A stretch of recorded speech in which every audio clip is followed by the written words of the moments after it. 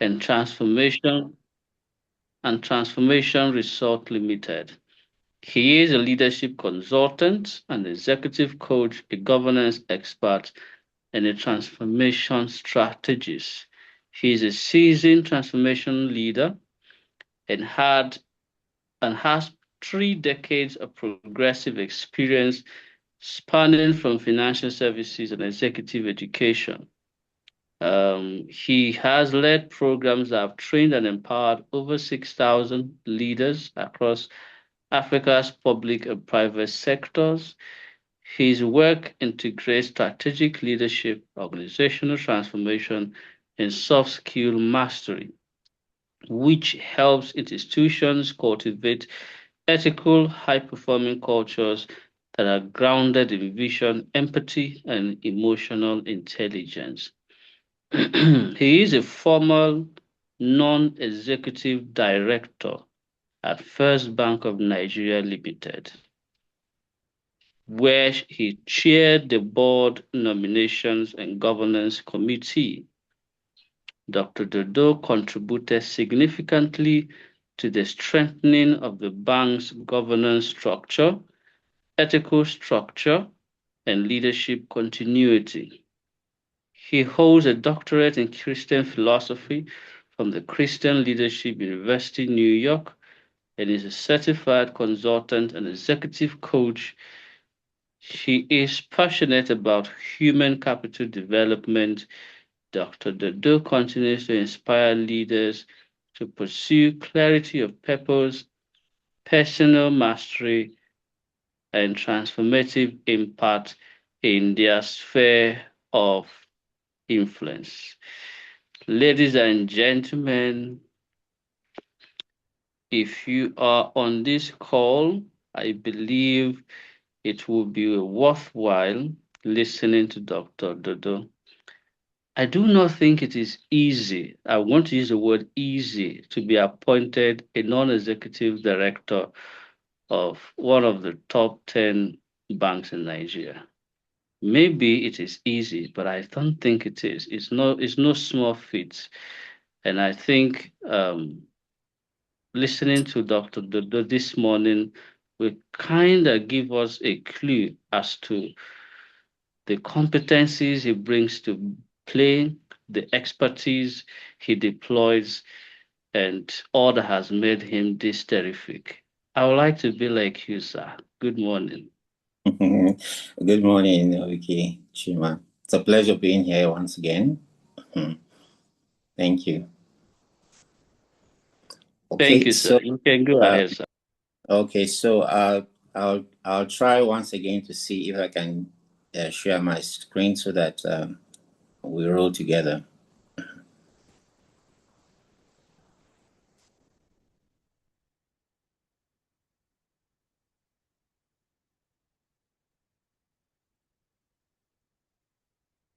So can I confirm, Chima, if you can see my screen now? Not yet. I think it is loading, but not yet. Okay.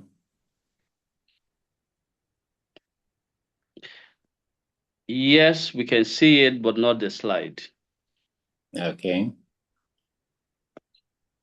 Let's give it some few minutes again.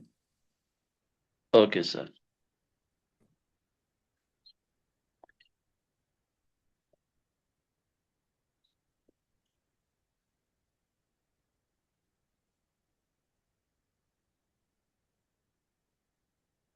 Yes, and here we go. Okay, thank you very much. All right, good morning, everyone. Just like I've been introduced, my name is Dr. Elijah Dodo, and I'll be discussing with us, we'll be discussing leadership beyond authority. It's trying to see how we can build high-performing teams through trust and influence. So the first thing I'll be asking is there's something that is very, very sublime, or I say very, very key concerning leadership. And I'd like us to take a little reflection as to how you've perceived leaders in the past that you've interacted with. Which of the leaders gives you something to remember? If you want to cast your mind back as to who you've been under their tutelage or under their leadership, the question will be, think of the best leader you ever worked with. What exactly made them unforgettable? I think it's a time for us to just pause and have some thoughts, backward and see how many leaders you've had. Out of all those leaders that you've encountered, towards, your career or even at home, we have leadership in everywhere. We have human existence in church, in the mosques, even in our homes, we have leaders. So cast your mind back. Who exactly amongst those leaders have made, a great impact? What really made them unforgettable in your life? From this screen, you can see we're talking about, did they listen to what trash you had to speak? Did they listen while you spoke, or they were just in a hurry to just give you back a response while you are even still speaking? Then the other question will be, did they have deep respect for who you were? Did they respect your own opinions? Did they create a kind of safety for you to express yourself? How about the inspirational part of it? Did they inspire, something that gave you belief in whatever you are doing, to the extent that whatever they said meant the world to you? Those are some of the things that probably you can remember the leaders that you've encountered in your life. How about trust? Some of them have given you the platform where you can just speak anything you want, just unleash whatever is in your heart, whatever it is that bothers you. Have you encountered those kind of leaders while you were, climbing your corporate ladder, or even in your homes or in the church? So these are questions I want us to reflect on. And the insight I want us to leave us with before we move to the next slide is, people remember how leaders made them feel. I have a number of examples that I can give us to the kind of leaders that I've encountered, and I have all kinds, but there are some that I can never forget because of the way they made me to feel. So while we're on this, discussion, I want us to keep, prompting ourselves as to, okay, if I had this person as my leader whom I believe is unforgettable in my life, what kind of leader am I even myself? Have I become that leader that I was expecting, the leader that I feel is a terrible leader? Am I becoming like him, or am I becoming like that other person that I look forward to meeting every time, that I see as my mentor, that I see as my coach? Those are, very salient, questions that I want us to answer even within ourselves. Now, the next thing is talking about leadership shift. What we have experienced in the past, is not really the same thing that we're having. The kind of environment leadership was being put to use is kind of different from what obtains now. While I was growing up, what we saw was the kind of leadership where they command you and they control you. The kind that, is whatever they say that you do. What we have seen is the workplace, has become a place where, because of the structure that is in place, because of the authority that we invested in particular leaders, they have no choice but to use it. But is that really what we want? Is that how we can gain the trust of our leaders, to be able to to perform at our best, ever levels, because leaders can either inspire you or demotivate you. So what we used to have was the kind of command and control type of leadership. But today, I want to say with sincerity of heart and humility that what we really need right now is the kind that has trust and influence. So workplaces really have to have leaders who blend competence with humanity. Now, let's see what had transpired previously. The workplace has changed definitely, but what used to happen was you have uh, people who would come with the hammer because the process gives them authority. They tell you what to do and you have to do it, whether you like it or not, whether it is something that is palatable or not, whether it's something that is understandable or not. But you see, things have changed. So what we are having right now is the workplace that has complex issues.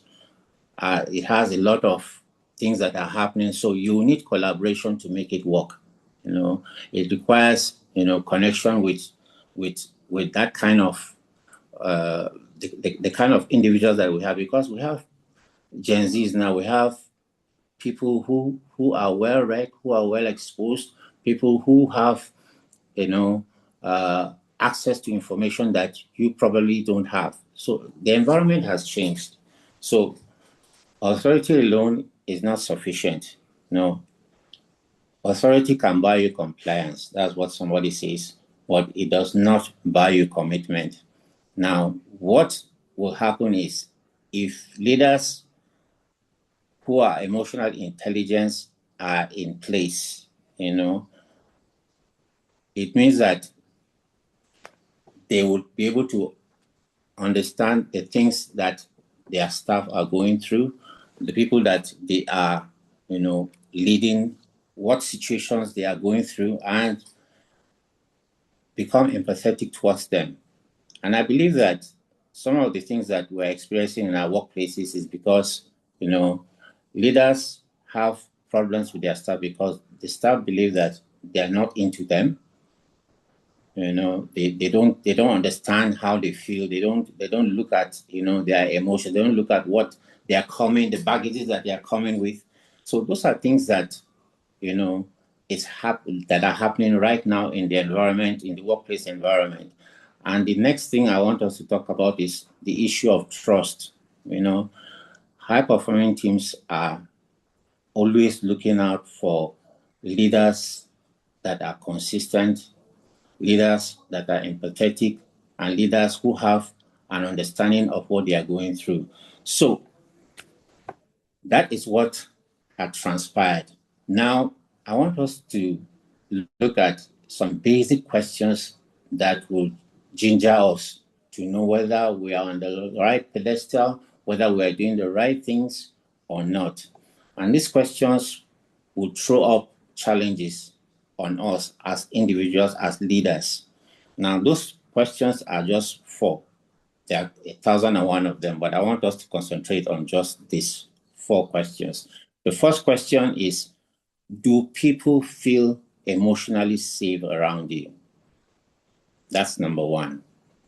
That's the kind of leader that is being sought after, because leadership today has to begin with, self introspection. That is, you have to have this self reflection as to whether or not you are the kind of leader that should be at the forefront, that people would be willing to follow. The second question would be, does your leadership inspire openness or silence? There are kinds of, situations where you have a leader, he comes into the room and then everybody is just nodding their heads. Everybody is saying yes and all that. And not necessarily because they understand what he's saying or they love what he's saying, but because he is the leader. So the question is this: that kind of leader that you are aspiring to become, are you the kind that inspire openness, or you're the kind that just comes and say just exactly what is in your mind, and you just don't allow people to even air their views or their opinions, So that's the kind of leadership that we are trying to question. The third question is, are people developed or merely supervised where you are as a leader? The fourth question would be, would your team willingly follow your leadership? These are questions that are very salient, and we need to continue to ask ourselves daily. If you're in a leadership position, these questions are questions that you must sincerely, and honestly ask yourself, so that you can know whether you or not you are on the right pedestal. Now, I have a very uh, succinct example that I want to give, that I can say I experienced during the course of my exposure on the positions of leaderships. I will paint two scenarios. The first scenario is, there is this leader. He was a CEO of a very big organization, and each time he comes into the office, the place is quiet, the place is silent, the place, there's a kind of serenity, But the question is this as a result of the fact that people respect him for his intelligence, or they respect him for having the qualities that everybody is looking out for in leadership? But the question that I asked myself when I saw these things, because let me just paint the situation even before I even come out with what I concluded. Now, this man, as I said, he's always on time. He has all the intelligent suggestions to make. He has everything mapped out. So he comes to the meeting, people are just waiting for him to spill out whatever he has to say. And well, for some time, the organization was doing very, very well, until one time there was an operational problem, and it was a big issue for the organization. Now, when people were asked, how come people allow this thing to go to this extent? The answer that one of them gave was that Oga is always having all the answers to the situations in the company. So, and sometimes when you speak, he doesn't even answer.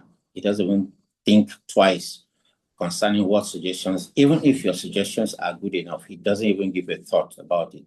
Unfortunately for him, he learned the hard way, because some of the things that he would have avoided as a leader, if he had given the room for his subordinates to contribute to whatever would improve the organization, it would have made a world of difference. But unfortunately, because of his high-handedness, his belief that he had all the superior answers, he had all the superior and qualitative, results, that affected the organization. On the other part, we had this, because these are practical examples. I've been in leadership positions, so I'm speaking from experience. Now, this particular person, the contrast, this person comes, he allows his staff to contribute, to a situation that is at hand, and based on the things that they have suggested, most times it's not necessarily, or exactly what he thinks.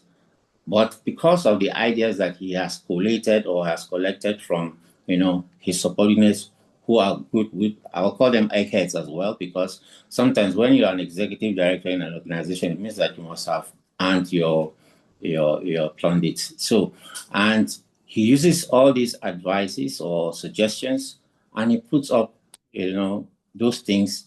And by the time he implements those things, you find that the organization is thriving, and that is what happened with that particular organization. So there are two different leaders here: one who listens, one who gives, room to his staff to contribute to whatever they need to say, and they did very well.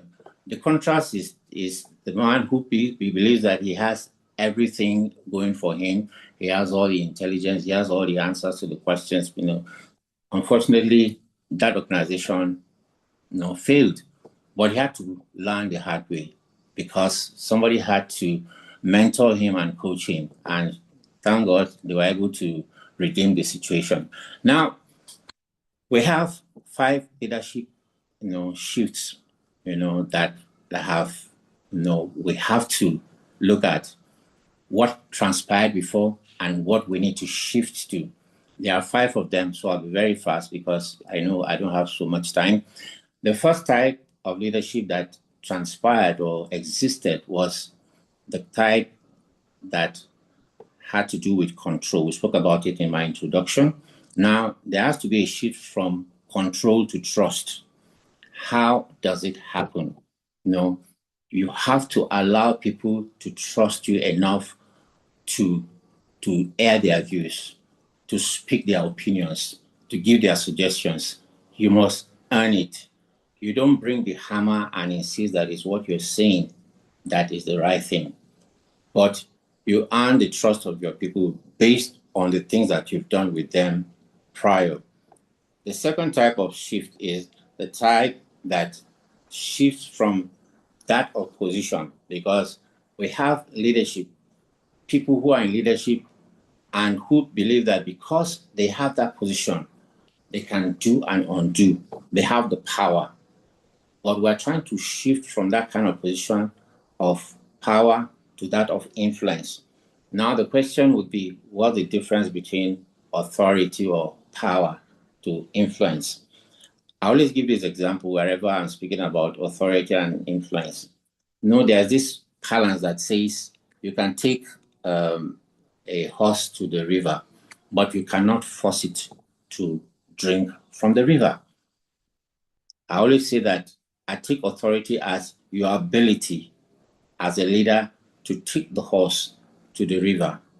But the leader with the influence is the one that has the ability to make that horse that ordinarily, without coercion, without force, to drink that water from the river. So for me, that is influence. It's as easy as that. Now, the next position is that of micromanagement to empowerment. There are people who, because they believe that they know everything, they micromanage everything that you are about to do or you are supposed to be doing. They delegate power to you, they delegate authority to you, but they are also over your shoulders to see whether what you're doing is correct. They don't give you the latitude, they don't give you the platform to express yourself, to express your innovativeness or the resourcefulness that you have, that or God has endowed you with. They are always looking out to ensure that they make you feel that they are better than you. Now, the contrast will be that you allow the person, you must have trained them, given them, the tools in which to express themselves or to execute whatever projects that you. I have a very classical example because, like I said, it's been a position that I've been in several times. I had these leaders that were working on them. They were my subordinates, about 3 of them. I had the first one was more senior than the other 2. Now, what I did was that anytime I have something to do that I have been given to do from either the head office or from the regional office, at that time I was a regional head for one of the banks that I worked in. Now, what happened was that I knew the different capacities of these 3 different leaders. So what I would do is that I assign roles to those that I believe could to do those tasks. Now, there was this particular who was the most senior. I would rather give somebody who was junior to do certain tasks than for me to give him. Now, that was not to belittle him. That was to ensure that I knew where his capacities were and where his deficiencies were. And this is what I'm trying to buttress. Now, it was easy for me to do that because I had given them some mentoring, some coaching. So I could give them tasks. In fact, most of the times when I delegate roles or tasks to them, I never think twice because by the time they bring it, I will just need to, run through it and see whether what they did was exactly what I wanted them to do. And most times, So for me, it was a relaxing time for me.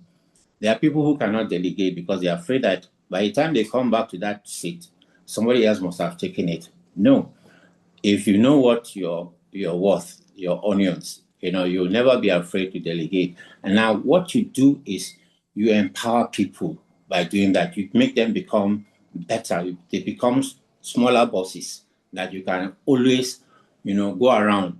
I used to go most of the times. I used to go home and eat my lunch. I never ate lunch outside during the course of my career. I was always going home to eat lunch. That is because I had people I had empowered to do the things that I ordinarily would have done. So the latitude was for me to be free to do other things that, I needed to do personally. Now, the other issue is the moving from ego to emotional intelligence. In Nigeria, we have people who want to flaunt the positions that they occupy. They say, do you know who I am? Do you know where I'm coming from? Those are egoistic, sentences or statements. They only show how, inferior you are, or the inferiority complex that you have. You don't need to show anybody or say to anybody who they think you are. Ego does not take you to anywhere. It doesn't. Now, for you to succeed as a leader, you must be able to have that empathy for the staff or the people that you lead. Emotional intelligence is knowing other people's emotions, your own emotions, and how you use it, for the good of the organization. That's basically what it is. So, how does that help you? Because it helps you to know the state, like from scripture, the Bible says that you should, as a shepherd, you are expected to know the state of your flock. So that is their mental health, their physical health, their everything about them. What do you know about them? The question is, do you do you really care about your staff? Or are you just taking that position and insisting on them doing whatever they needed to do so that you can shine? Because that's what people do. You tax people so that when the results come, you take the glory, and then they have nothing to share in that glory. Now, the next thing is moving from supervision to transformation. Those are basic things. Supervision is, you are always there.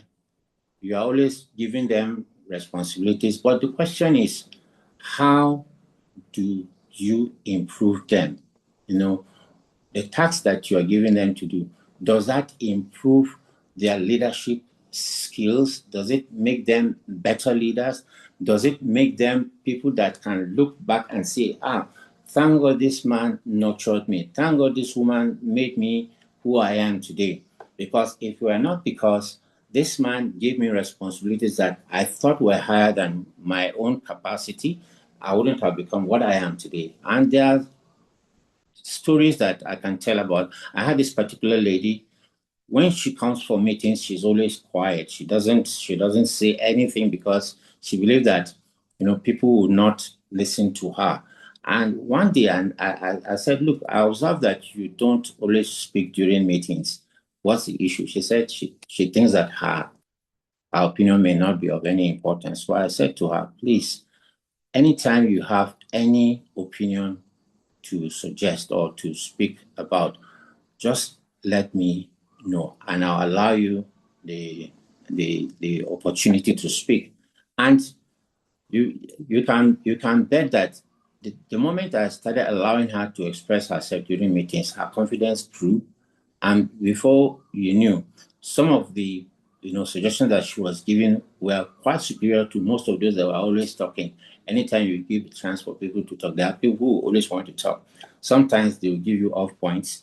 Sometimes they will give you irrelevant responses. But this particular one, I observed that she had depth, so she had rich knowledge and she was able to express herself when I gave her that opportunity. So sometimes, and that transformed her from being a timid person to somebody who was now transforming to somebody that had confidence. So those are things that we need to understand. So we already talked about from control to trust. Fear weakens organizations quietly. Because when you instill fear, because control usually just brings about fear in people. And then you find that they are never willing to speak because they say that when they speak, you don't even work with whatever they say. So rather than respect you, rather than, give you your due because you earned it, they are only afraid of you. So that is a terrible situation. So we should move from control to trust. Trust enables, candid communications and innovations. Allow people to speak their minds, allow people to say what they feel could have, all go well for the organization. That is how you engender trust amongst your staff. Then the second shift is from position to influence. We already talked about it, so I'm just repeating it. Titles grant authority. I said that earlier. People who you say I'm the CEO, I'm the managing director, or I'm the CFO and all that, people will respect you for your position. But then the question is, do they trust you? Would they go out of their way to do something for you, even when you are not there? Because that's what influence does. Influence is earned through consistency, it is earned through empathy and through integrity. If you don't have integrity, people cannot trust you with whatever they, and trust in your hands. You see one thing today, you see another thing tomorrow. Leaders must be seen to be, of high integrity. And that is something that we need to learn. The leaders that we have today, do they really have integrity? You can make the difference. You can be the one to make that difference in your own sphere of influence. The next one is from micromanagement to empowerment. We've spoken about it. Micromanagement, it erodes confidence. Empowerment, on the other hand, fosters ownership and creativity. Once you make people to feel that they belong, they are part of this organization, they are part of the success story, you find that they will give you the best of their capacities. There is a story of somebody, this woman noticed that one of her staff he was one of her high flying, staff. He's always on target. When in the banking industry, they give you targets and then you don't meet targets, it's a problem. But this particular staff was always on point. He meets his targets, he comes early, does his tasks very well. But she noticed that he was always looking unhappy. He was not always, looking himself. So she had to find out from him what exactly, even though his results were good, but he didn't look a happy person. Now, this woman, as a leader, what she did was, she said to herself, look, she called him for a meeting. At first, he was afraid whether, he had done something wrong. She said, no, it has nothing to do with your performance. It has to do with your person. I observed that something is not right with you. Is everything okay? At first, he said, everything is okay. But she insisted, are you really, really okay? And before you know what, he opened up and said he had a very sick mother that he was trying to manage. She was quite sick. So each time he comes to work, he's not at his best, disposition because he's thinking about what is going on with her at home. So before long, what she did was that she tried to lighten his responsibilities, make sure that she checks on him, she finds out how the mother was doing it. And before you knew it, he became his old self.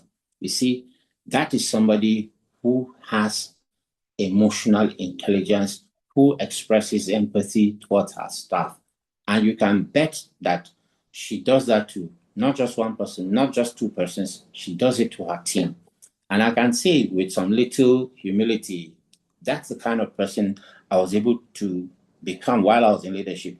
It will interest you to know that while I was still in the management levels, when I was being moved from one branch to another, most staff would want to request that they also move to my staff. It wasn't because I was a superstar in terms of performance. It was how I treated them. I treated them like human beings.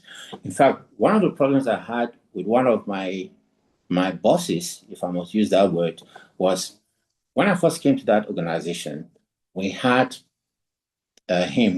They used to call him the Godfather. But quietly, he started noticing that people were not coming to him again. He was that kind of person. He was not even somebody that you say is emotionally intelligent, but he had money, he had everything, going for him. He had influence, but then he was not empathetic. Unfortunately for me, because of my disposition, probably because I was a pastor, I was able to listen to people when they come. They have issues. It was like I had a mini kind of open door policy where if you have any issue, you can come to me and talk to me. And before you know what, everybody in the system began to refer to me. This is this Mr. Dodo, this Mr. Dodo, this, that. And it became a problem for me. But I can tell you the full story later, some other time. And this is just small time. So I'm saying that to be empathetic, to be humanistic, or to be humane to staff is one thing that can never go wrong as a leader. People will defer to you. In fact, people will defend you even when you're not there. And that is what I want us to know. We can be better leaders if we are emotionally intelligent. I'm saying this because I've seen that people have gone for interviews. People have gone for probably positions that have applied for. Most organizations are now really looking for technically, sound people right now. Most organizations are looking for emotionally intelligent leaders. The question is, are you one? Are you one that can beat your chest and say, look, my staff can always fight for me, even if I'm not there. They will lay their life for you. And that is something that Nigerians must begin to learn. Nigerian leaders must begin to imbibe in themselves. From supervision to transformation, I've talked about this, previously. So the question is, African workplace realities. I've talked about it maybe in my introduction. We find that a lot of things happen in our climb. Many organizations face emotional intelligence gaps. We have fear-based communication cultures. The MD comes, rolls out his do's and don'ts. We call it the Riot Act. He says you mustn't do that. You mustn't do that. This is how you must do these things and stuff like that. And how has it helped, our organizations, our upcoming SMEs, our upcoming companies, all these situations are very prevalent. How are we going to address them? You see, we have leadership trust deficits. There are some leaders, like I said initially, there are some leaders, they will say A today, tomorrow they will say B. You can't hold them to their words. These are things that we are seeing. It's even happening even with our country, Nigeria. I'm sorry to say, most of our leaders can't be trusted, can't be respected, can't be seen to have integrity. I won't name the state. There's one particular state. By the time he was going into that office of being a governor, we had a lot of respect for him. We saw him as somebody who was going to change things because of his background, because of his disposition, because of his training, But recently, I've been hearing stories that he's not the same person that we knew. And I'm wondering what changed. So the question would be, is it because the system, forces us to do things, that are wrong? Can't we have people who have quality? Can't we have people who have confidence to say, look, I'll bring out my chest. It doesn't matter what it costs me. I'll remain truthful. I'll have integrity. I have, the characteristics of somebody who is upright. Those are things that are lacking in our system now. Now, these factors make trust-centered leadership good, urgent, and of high impact. The previous situation brings out complete burnout. People are tired. People are just exhausted.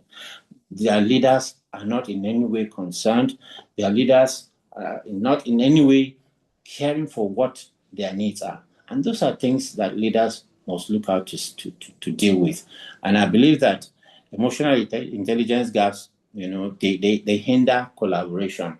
When you do not, have self-awareness, you don't have self-regulation, you don't even look at what other people are going through, so you're not empathetic towards them. You are not having that social, responsibility where you feel that, okay, since this person is like this, and I know that this is what he does, maybe I should be able to help him, or maybe because of my own disposition, I should be able to guide him better. Those are social skills. How many people are putting that to use, even in their particular roles that they are occupying, or the office that they occupy? So the question is, are you forcing people to do things, or are people are doing things for you because of fear that you have instilled in them? Because there are some people that say that if they don't fear me, don't obey me. Now, that is what is happening in our present realities. And I believe that there has to be a change. So what are the things that we need to do for a change? Future proofing, our leadership, and making it what it's supposed to be. It requires a delicate balance of excellence. For a leader, if you don't exude excellence, I'm saying this because I can say practically. Let's take, for instance, what we see in South Africa. If Kusam was not exhibiting or exuding excellence in what he was doing, you can be sure you don't have the quality of staff that are there working with him. And you even have some of us identify with him because whatever Circle Africa churns out, it comes with excellence. So you are willing to follow because he knows what he's doing. You see the quality of what he does. He has the ability to buy your trust, to buy your confidence. That's the kind of leadership we're looking at.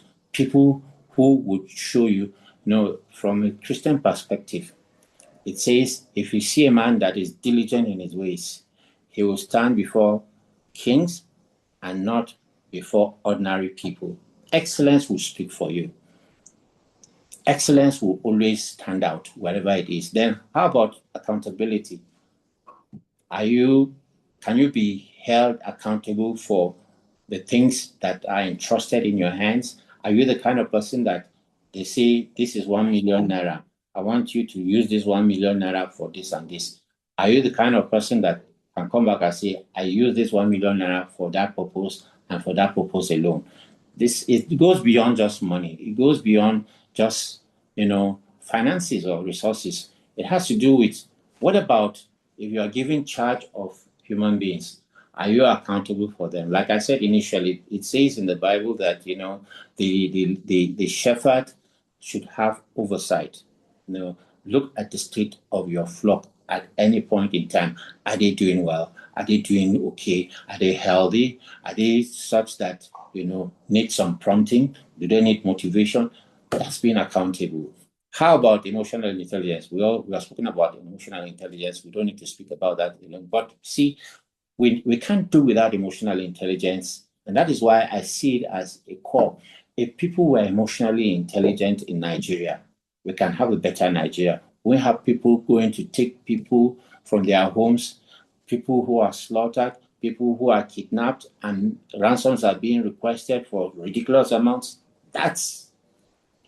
If we were emotionally intelligent people, things would be different. That's why I want to take a campaign about this emotional intelligence to whatever level I can. And I believe that everyone needs to be a champion of emotional intelligence. How about humanity? The humanity in men, sometimes they see it as weakness, but it is not. To be humane is not a weakness. It is what God expects of you. It is what your fellow human being expects of you. See him as a human being first before whatever you see him. And if we see that, and if we do that, I'm sure a lot of things that we're exhibiting would not be the same. The kind of fellowship that we're eliciting, or we're wishing we have, if we show a little humanity, things will be different. And we'll find that people will lay their lives for your sake. And let me say this, the future belongs to leaders who combine excellence, accountability, emotional intelligence. So, in rounding up, I have to say that there are practical truths that we can use immediately. I'll share the slides with the team so that you can read it so that we don't have to overflog it. But in quick summary, these are the kind of things that you need to do to make you a better leader.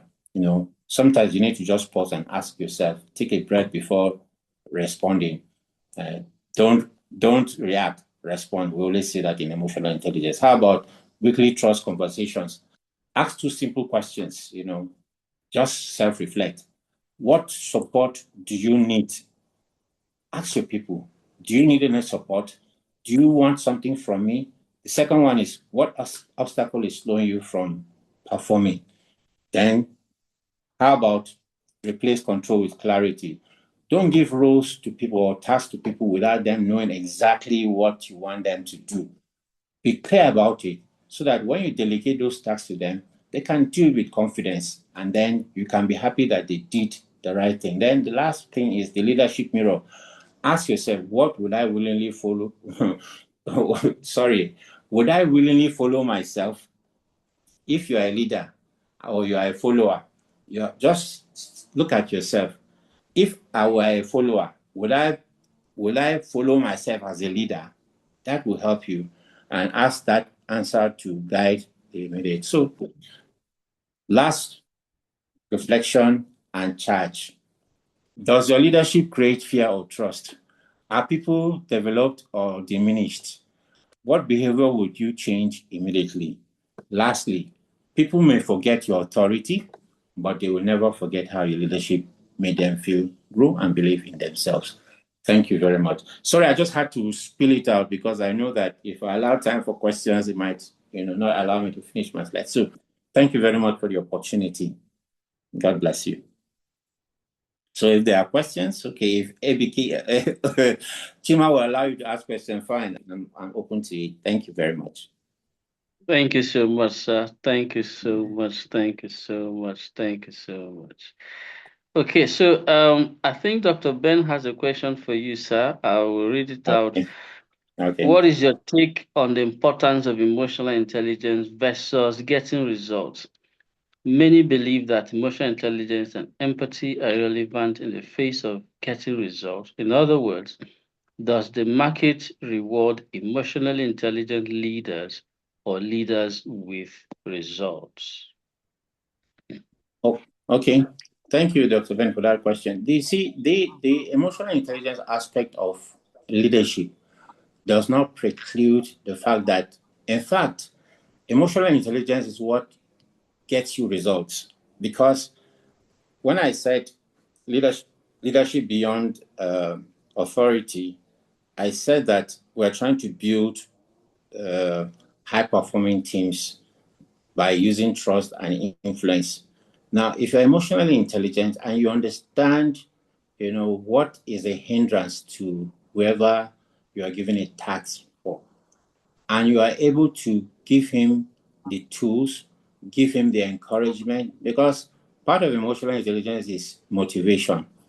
And if you are able to do that for any person, they will give the word for you. They will achieve the results that you are expecting. Sometimes people are not getting results because they're not getting the right motivation, they're not getting the right tools. As an emotionally intelligent leader, I will do everything to ensure that the person that I have given a task for succeeds. Sometimes leaders even want their staff to fail so that they can ridicule them. That's what happens. So I believe that emotional intelligence is not a I don't know the terminology. It does not debar. It does not stop you from being an excellent. I give an example of Coach Sam. Coach Sam is emotional intelligence par excellence. His team's not performing. His staff not giving him the results that he wants. I can give you an example with my own staff too. I've seen people who, because of a little push, a little motive, a little encouragement, a little how are you, a little I'm sorry that you're going through this. How can I help? has gingered them to become. I give you an example during the course of my discussion of what transpired with some of the staff, that I encountered. And honestly, they are some of the best people, in their own right. So it does not emotional intelligence does not stop you from performing. After all, emotional intelligence is supposed to even make you perform better. Thank you, if anything. Thanks. Thank you so much, sir. Thank you. Emotional intelligence empowers you to become a high performer. Yes, I can see your hand. Limitless, informal. What's on your mind? You may unmute, ma. Okay, thank you so much. Thank you for the presentation and his answer. Very apt. An emotionally intelligent leader also, so that people understand, put it in the right context. You're leading a team to perform. A leader is the person that leads a team to perform. So if you have you just like the mod, I can't remember his name. I just joined, but I really enjoyed his reply. Now, another aspect. They've asked me this question before. I said, "Look, you in I can I'm a and I'm known in my office as an emotional intelligent leader. But you know that I'll be when it's time to fire somebody. Now I'll fire you because Yes, he's also emotionally of intelligent. of Because course. I would have coached you, I would Mhm. have mentored you, I would have. In fact, there are some things. If I know some of your very close friends, and I lead with spiritual intelligence. I don't lead only with emotional intelligence. I Yeah. lead also with spiritual intelligence. I know when there are some people have corrected because I spoke to a close friend of theirs. Those people that they drink beer together. I spoke, and the person understood me and spoke the language to this person, and there was a turnaround. I used to work for a blue chip. I don't want to say the company I used to work for, but Okay. it's also because you can have an emotional intelligent leader. You can't create confusion in your team. There No. can be, let me give an example that I typically use when I'm training. You have said, everybody has agreed, or our norm that we all agree that we are working is that we come to class. Sorry, we come to work at 8 a.m. You have a high flyer that keeps coming late. Hmm. Yeah. Keeps coming late. We all agreed that if you come late, this is it, blah blah blah blah. Assumption. Mhm.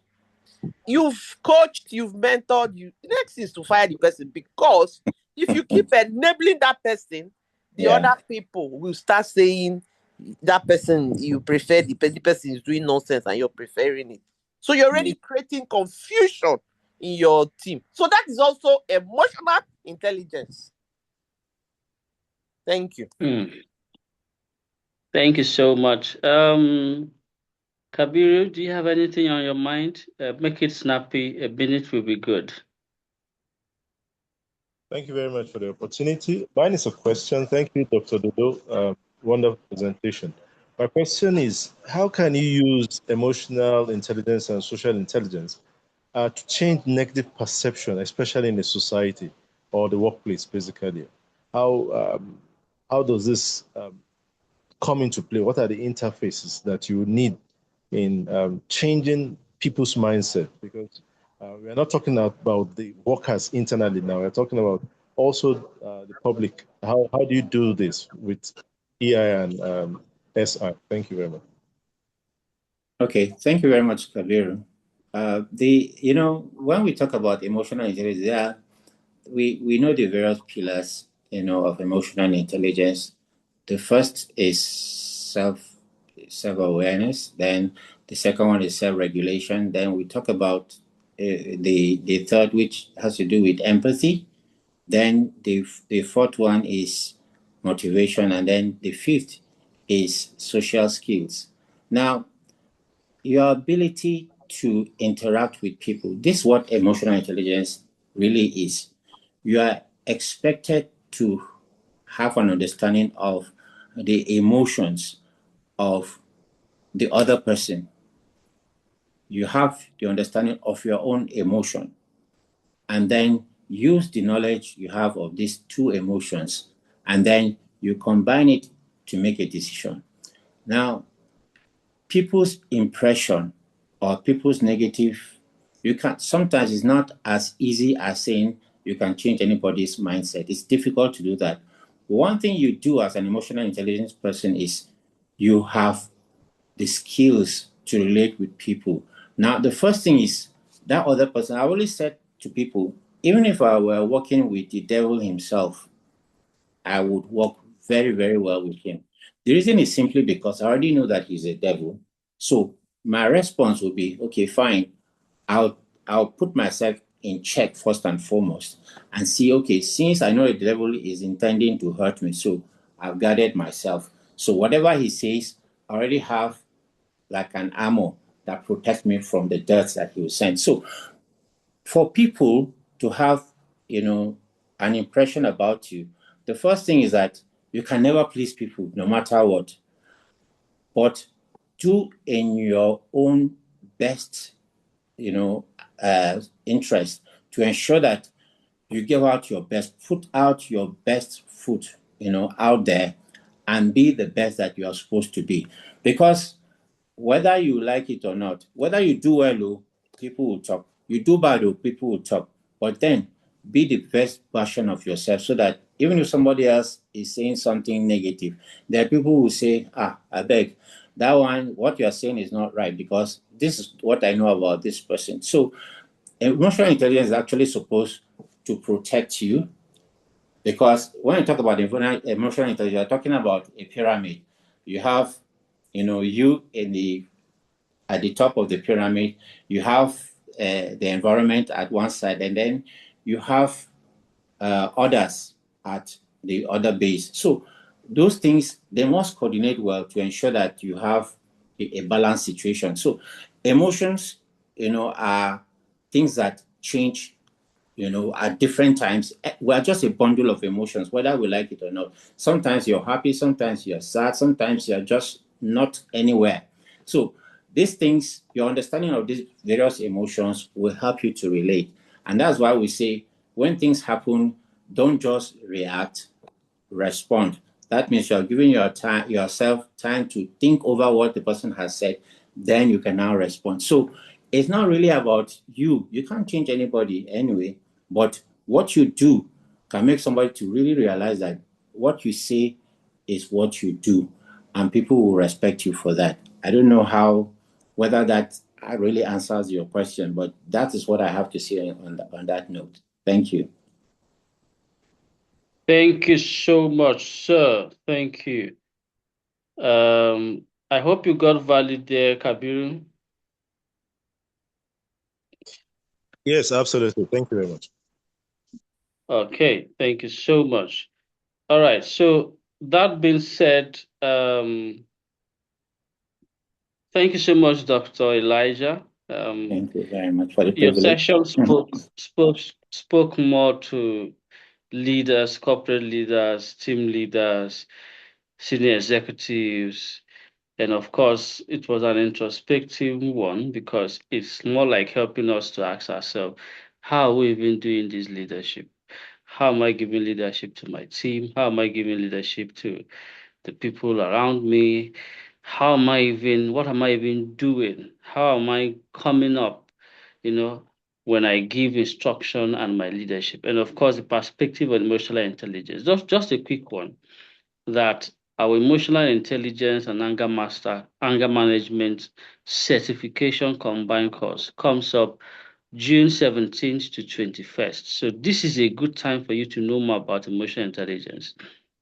Register for that course. It's 500K. And we can give you a discount. Give and take, we can give you up to 400,000 discount. Be in that class. So for everyone that is in this room, you're having 100% discount for that class. Be in the room. Okay? It's starting June 17th to 21st. And all we are doing is to train, equip, empower, and give us the tool set when it has to do with being an emotional intelligence and anger management coach. Okay, the details I will drop in the comment section. Reach out to us, plan ahead for that course. It gives you an idea of what emotional intelligence is. It drives you deeper into understanding that emotional intelligence is beyond just the fact that, okay, you want to make me sad, I'm not going to be sad. Or you want to make me happy, no, no, it goes beyond that. We drill down into emotions, the root cause of emotion, triggers. Have you been able to identify your triggers? Are your triggers from the point of fear, or are they from the point of ego? What are some of the things that when you take decision, where can you say that decision is coming from? Is it coming from the fact that there's panic buying, then you took that decision? Or is it coming from the place of certainty and assurance and calmness and peace? And all of that. So be in that class June 17th to 21st. Next month, for everyone in this class, you can pay 400,000 naira instead of 500,000 naira. Thank you so much, Dr. Elijah. Thank you for speaking to leaders and speaking to us on how best we can be effective as leaders. How can we reach Dr. Elijah, just in case someone is wondering?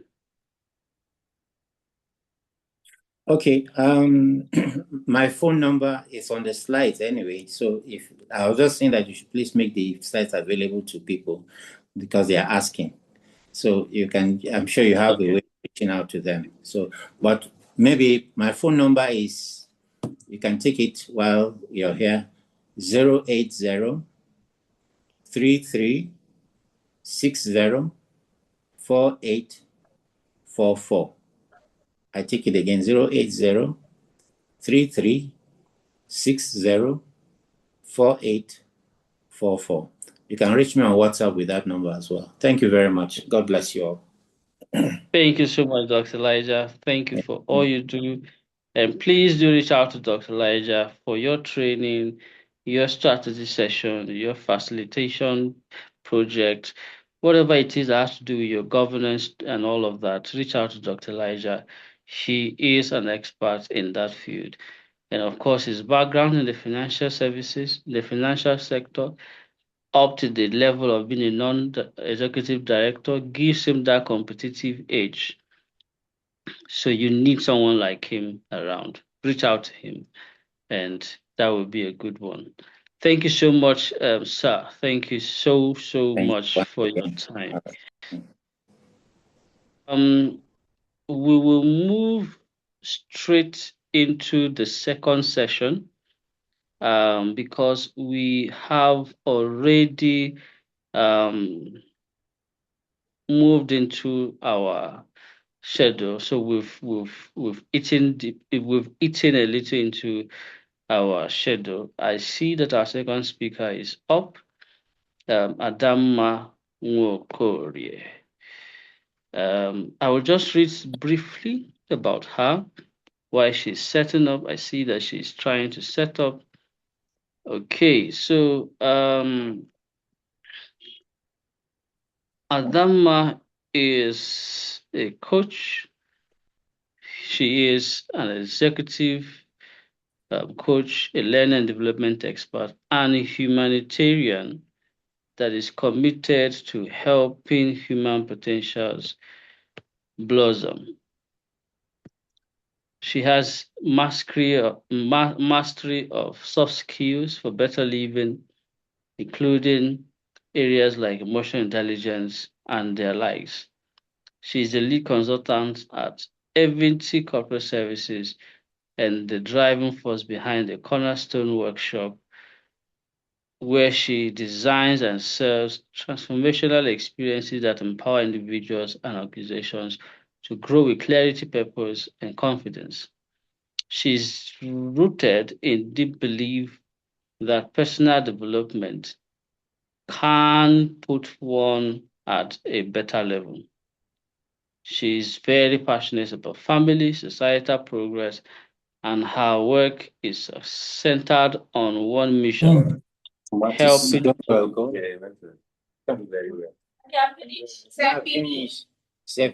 Uh, Good morning. okay. Sorry about that. Sorry about that. Her belief is rooted deeply in development, family, and societal progress. Her work is centered on one mission, helping people rise into their highest and most aligned selves. Yes, yes, yes, yes, yes. Coach Adama, how are you doing? Can you hear me? Can you see me? Can we hear you? Can we see you? Yeah, very much. I can hear you and I can see you. I hope you can see me now. Okay. I'm trying.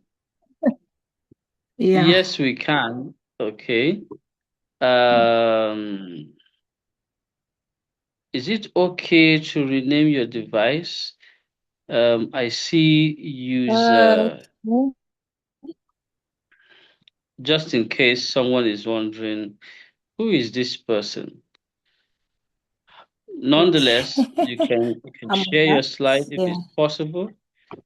Can you share your slide? Okay, let's see. Okay. Just renamed, yes. Okay, I think that is done. Yes, your device. Okay, so can you share your slide? Okay, let's see how that goes. Hello, everyone. So I've made you a Good co-host. morning. Okay. Yes, let's see. Are you able to share your slide now? Uh,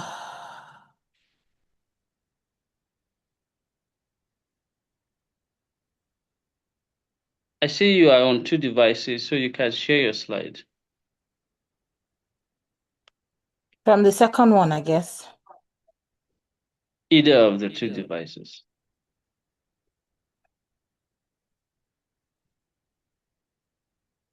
All right.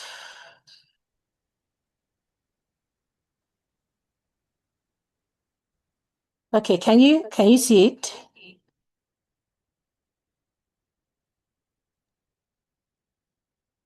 I believe it is coming up.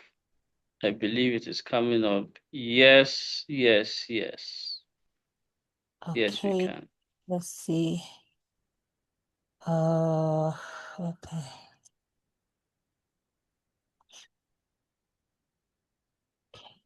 Amazingly, I can see that we will be learning something related to Related, emotion. right? Okay, yes, I was going to Yes, say that. So while yes, Dr. Elijah's session was on, I was like, whoa, whoa, whoa, what's going on? yes, It's yes. almost, That you know how has that they always say the spirit been. is one, Yes, that has and always been a defining factor for the Pan-African webinar. We try right not to do speakers topic. Most of times, all the speakers end up speaking around one subject around one when we subject. actually did not speak about it. There were no prior Amazing. conversation about it, but you just see that the speakers speak on one subject every month. Perhaps this month is about emotional intelligence, which is really, really a pointer, a signal that you cannot miss the Right? emotional intelligence and anger management class coming up next month. So if you're looking for a sign, this is your sign that next month's class is for you. Dr. Elijah has thought about it. Adama is going to talk about emotional intelligence. This is your sign that you have to be in that class. Pay 400,000 naira, be in that class. You can make a deposit to secure your slot and you be in that class. Yes, you can go Okay. ahead, Please please. confirm Thank that you you. can see that you can see Yes, my we slide can. because I can't Yes, we see. can. Yes, we Oh, you can. can. Okay, but I can't see Yes. though, but oh, okay. We can We'll see your try. video and we can see your slide. We are good to go. Okay. Amazing, amazing. Good morning, everyone. So, uh, NEPA decided to be very wonderful. Just now, the light went off, and but we move. Okay, my name is Adanma Nwokorie, also known as Coach Loved. And when Obike reached out to me, I was like, oh my God, you're about to slaughter me. In the Pan-African webinar where we have doctors, we have professors, we have people who are like captains of industry. What do I know that I'm going to share? And he encouraged me, and he was like, don't worry, you can do it. And honestly, even though that I've been doing this for a while, almost 10 years speaking publicly, I still feel butterflies in my belly anytime I'm called to speak. And I do not take this opportunity for granted. Thank you so much, Saka Africa. And thank you to everyone who made it here. Thank you so much, Dr. Elijah. Honestly, while you were speaking, I was like, this man, please don't say what I want to say because I'll just walk out of this place. I learned so, so much. It was an amazing session. Thank you for speaking more into leadership and how we should influence rather than just using authority. And so I would move into my slide. What I want to talk about is AQ, adversity quotient, adversity intelligence. We know about emotional intelligence, we know about intellectual intelligence, but how many of us really know what AQ is? And whether we like it or not, it is something that everybody has to do it at different points in their life. And so this is how to navigate the pressure, the uncertainty, and leadership challenges. Like I said earlier, my name is Adanma Nwokorie.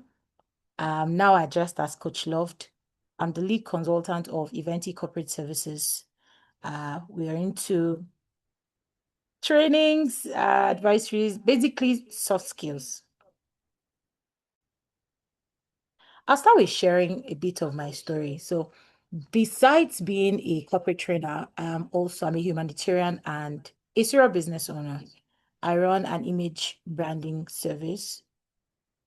But before it became an image branding service, it was first a beauty salon.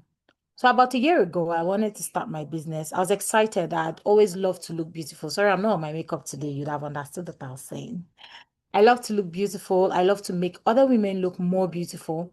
And from hair to makeup and, their outfits, styling, everything that has to do with fashion has always been part of my core. And with that excitement, I started a business. I had money that I was meant to use to do my CMD and so that I could become a management consultant. But I thought to myself, what if I take this money and put it into this business, right? And then the business will now yield profit because, of course, I'm very good at what I do. It will yield profit, and then I can take from the profit and go do my courses and get certified. So for me, it's a win-win because if we're being honest, trainings don't come every day. So you need something to put body and soul together, more like a daily income. So that was the plan. Everything was going on very well until I actually started the business. I got a space. I tried to put it together. I spent a lot of money putting it to fit the aesthetic of a beauty salon. You know, the thing is, I actually spent more money than the rent putting the place together. So we did POP ceiling, we I think we started from pulling down some of the structures in the place, and then we put a new ceiling, we did POP, we plastered, did some block work, did welding. It was like I was building the place from scratch. All in my mind was, okay, this place needs to look as good as we would say it will be. The service that we're going to render when people come, I want them to be blown away, and all that. Even if I tell them to give me $1 million, they'll just give it to me because, the place looks good, the work is good. That was the plan. And then we started. First of all, it started with artisans, the kind of artisans that we got. I found myself spending money, something that I'd done. You spend money on a particular aspect of maybe the business, and you're doing it over and over again. And then we're trying to, okay, set up, get people to know us on social media. From there, the rain started, and that was how my POP ceiling came down. Everything was going bad. My mirrors broke, my cup, everything was just going bad. And I was like, what is going on? Anyway, long story short, the business that I invested in with the mind that it was going to bring profit and I'll be able to do other things ended up putting me in debt. So we're struggling to find customers. We're trying to make the place look nice. Operational cost, everything is happening at the same time. At a point, I said, "Is this a spiritual problem? Is this space cost? What's going on?" So December last year, I was this close to shutting it down. In fact, that was what was going through my mind.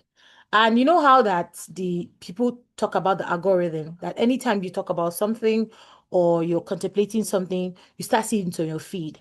And so I started to see people who were shutting down their beauty businesses. I was like, it's not only me now. So 1 year I tried.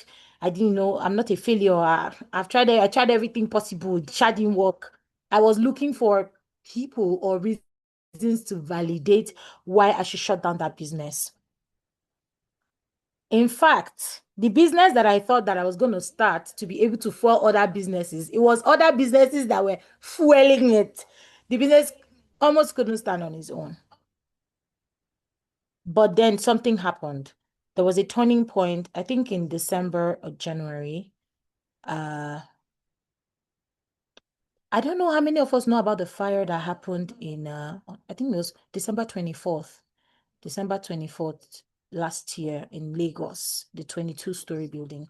That incident changed my life, changed my mindset, changed my perspective. And I thought to myself, you're here complaining. Yes, your building is falling apart. Things are going wrong here and there. You're spending money every day. You're running at loss. They are duping you. Yes, I was also duped. I tried to get a meter in December and I was duped. They took my money. Until now, I don't have a meter. And all those things were going through my mind. And I asked myself, if I was the one who lost millions or billions in that building, what would I do? Yes, I feel like I spent a couple of millions on that business and it's not giving me what I wanted. But if I was in that situation where fire gunned down everything that I'd ever put together, what would I do? Now, there are people who lost billions, who lost millions of worth of products, right, in that building. I will tell you that those people who lost those things are even among the lucky ones because they were people who lost their lives. I watched a clip of a man who, first of all, I think the building fell.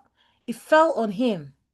And he was sending a voice note. Now, the story of this man is that he lived abroad and he just came around, I think, towards the Christmas season to spend time with his wife who had just given birth. So he came around and said, okay, you know what, babe, stay at home. Now that I'm around, let me help you sell in the shop. And the robbers fell on him. I listened to his voice note. This man was crying and said, please call Aboki guys, call anybody, anything you can do, any amount, I will spend it. Let them just get me out of here. So if it was money, he would have been able to buy his way out. He started crying and said, is this how I'm going to die? He spoke it in Igbo. Is this how I'm going to die? Is this how I'm going to end? Who will take care of my wife? What will happen to my children? So that's him. I also saw a case of another family, three brothers whose parents were late. The three of them died in that what's it called? In that fire. So let's imagine that they are the only children. There are no other children. That's a whole family, almost generation wiped out if they didn't have kids. So I thought to myself, it could have been worse. I'm still here, alive. I only lost money. Well, I think that I lost money. And so even the people who lost their goods, who lost everything, had to start from scratch, are still going to have to be grateful because they are alive. They can recoup. They can have customers who they've done business with over time say, okay, you know what? Take these goods. You can pay me anytime. They can find a way because they are alive. And that changed my mindset. And so what I did was I started to think, I started to, re-strategize. And so what happened in that moment was that I took my business from being just a beauty salon to an image branding business. So we moved from that to image branding, where we catered not just to women, but to men. We are catering to coaches. And so I had to pull on the other resources that I had. Oh, I do video editing very well. I edit pictures very well. I handle content creation. I know how to style women and all of that. And so I came together, I and my staff, we re-strategized.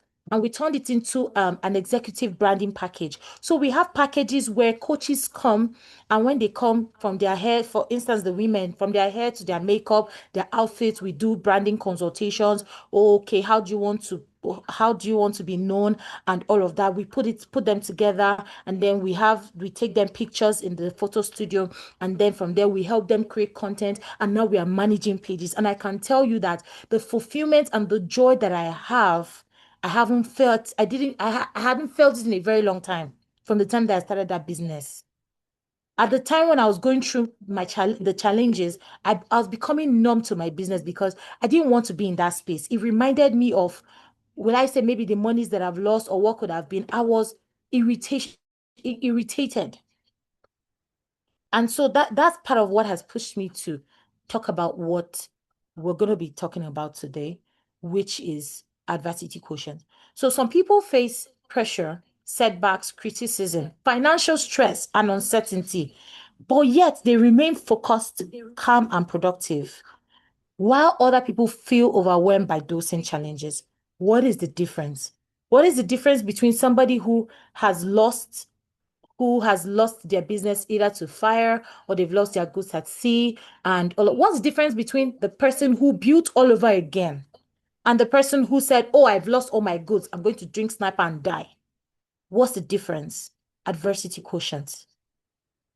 Adversity quotient. And so this session is designed to equip you with both the understanding and the practical tools for resilient leadership. We need to, number one, understand the adversity quotient. What exactly is it and why does it matter? Secondly, we need to learn why people break under pressure. Also, we're going to discover the 5 pillars of resilient leadership. We're going to learn how to build emotional stamina. We're going to learn how to lead under uncertainty and develop resilient habits. So I'm going to throw this question to everybody. What is that thing that has tested you the most recently? Is it financial pressure? Is it leadership stress? Emotional exhaustion?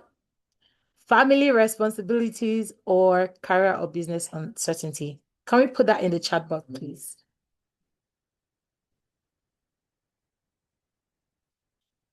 I'd like to see it.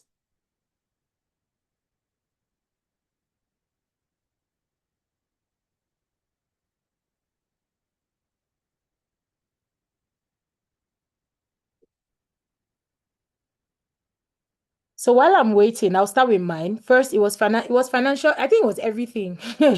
My case was everything. It was financial pressure. I'm a first daughter. My father is late, so I take responsibility for my siblings. And so there's financial pressure. There's leadership stress because I'm trying to set up the business.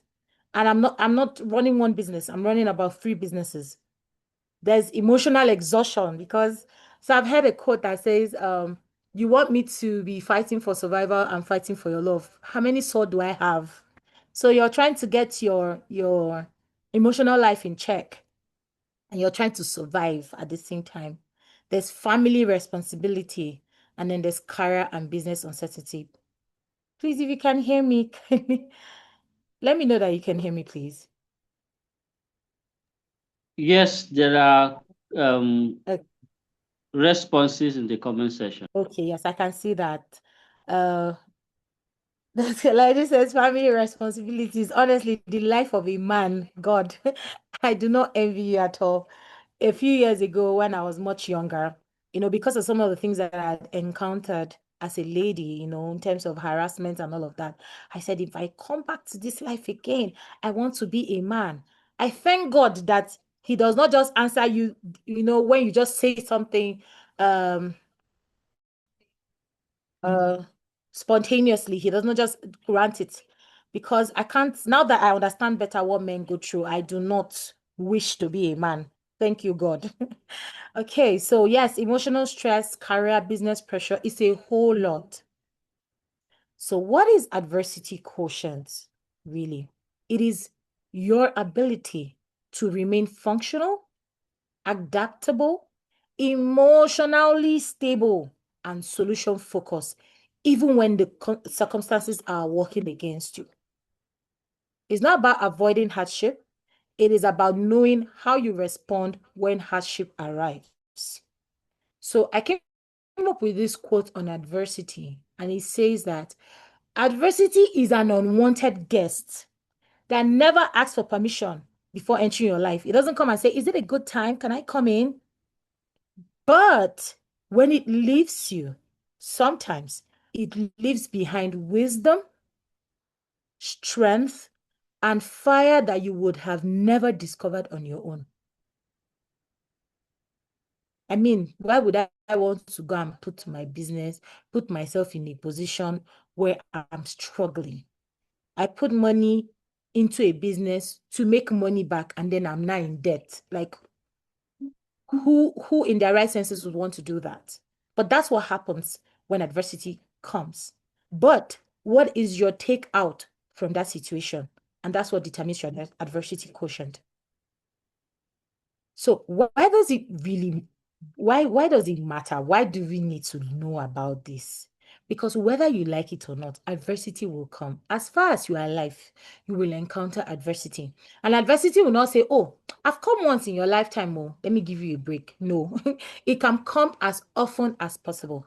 But what reduces the effect that it has on you as an individual, on your business, on your family, is how you've come to, will I say overcome it, or understand it. So the world today demands more from leaders than ever before. And these realities are not temporary. They require a new level of inner strength. So like I said, it's not going to be a one-time thing. It will keep coming as far as you're alive. But how you manage it is what reduces the effect that it has on you. So whether you like it or not, there will be economic instability in the economy, in the country, in your business. There will be policies that work against you. Things will come up. Inflation, financial uncertainty. They will create constant pressure on you. Customers will leave you. People will dupe you, probably take your money. All sorts of things will happen. Also, we have the burnout culture where, the proof that you are hardworking is that you probably work yourself to death. You need to show people that you're round the clock. You're hitting all your targets and everything. And it's more like you put yourself least. It's important to be selfless, but also do not self-neglect in a bit to show that you're a kind person. So we have leadership pressure. You're leading teams through uncertainty, but you cannot even show them that you are confused, because how? You are the leader. There's a permit me to borrow a quote in the scripture. It says, smite the shepherd and the sheep will flee. So if the shepherd shows that he's smitten, the sheep, they're going to scatter. I mean, that's their hope. That's who they look up to for strength. So you're going to have to lead your teams, and it requires emotional clarity and steadiness. And then there's emotional fatigue. You're carrying the weight of others. You're being emotionally intelligent, but you're also managing your own challenges. And most of the time, sometimes leaders, especially if you're surrounded by subordinates, you may not necessarily have that person you want to point to. Some people find themselves in a mix. You're either between people who you look up to, and you're trying to show them that you are doing well, and you may not want to be vulnerable. And then you also have people who are looking up to you, and so you can't afford to be vulnerable. So you're in a fix. Who do you turn to? How do you release all that tension? So signs of low AQ versus high AQ. So people who have low adversity quotient are people who panic easily. Oh, sorry about that.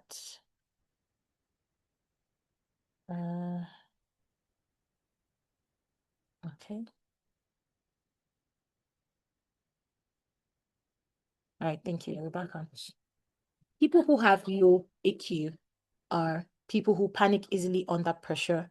They quit too quickly when things get hard. It breaks them. They make emotional, reactive decisions. They struggle with consistency, or they just shut down and withdraw during setbacks.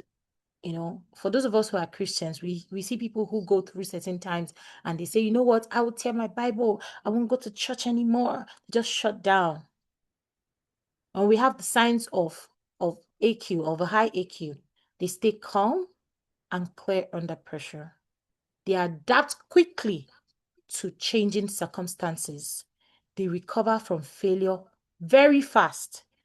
They regulate their emotions effectively, and they lead others with stability and confidence, even if they don't know where they are going to, but they lead with stability and confidence. And now this is a core truth. Pain is inevitable. Whether you like it or not, it's going to happen. But emotional collapse is not. There's no room, no collapsing here.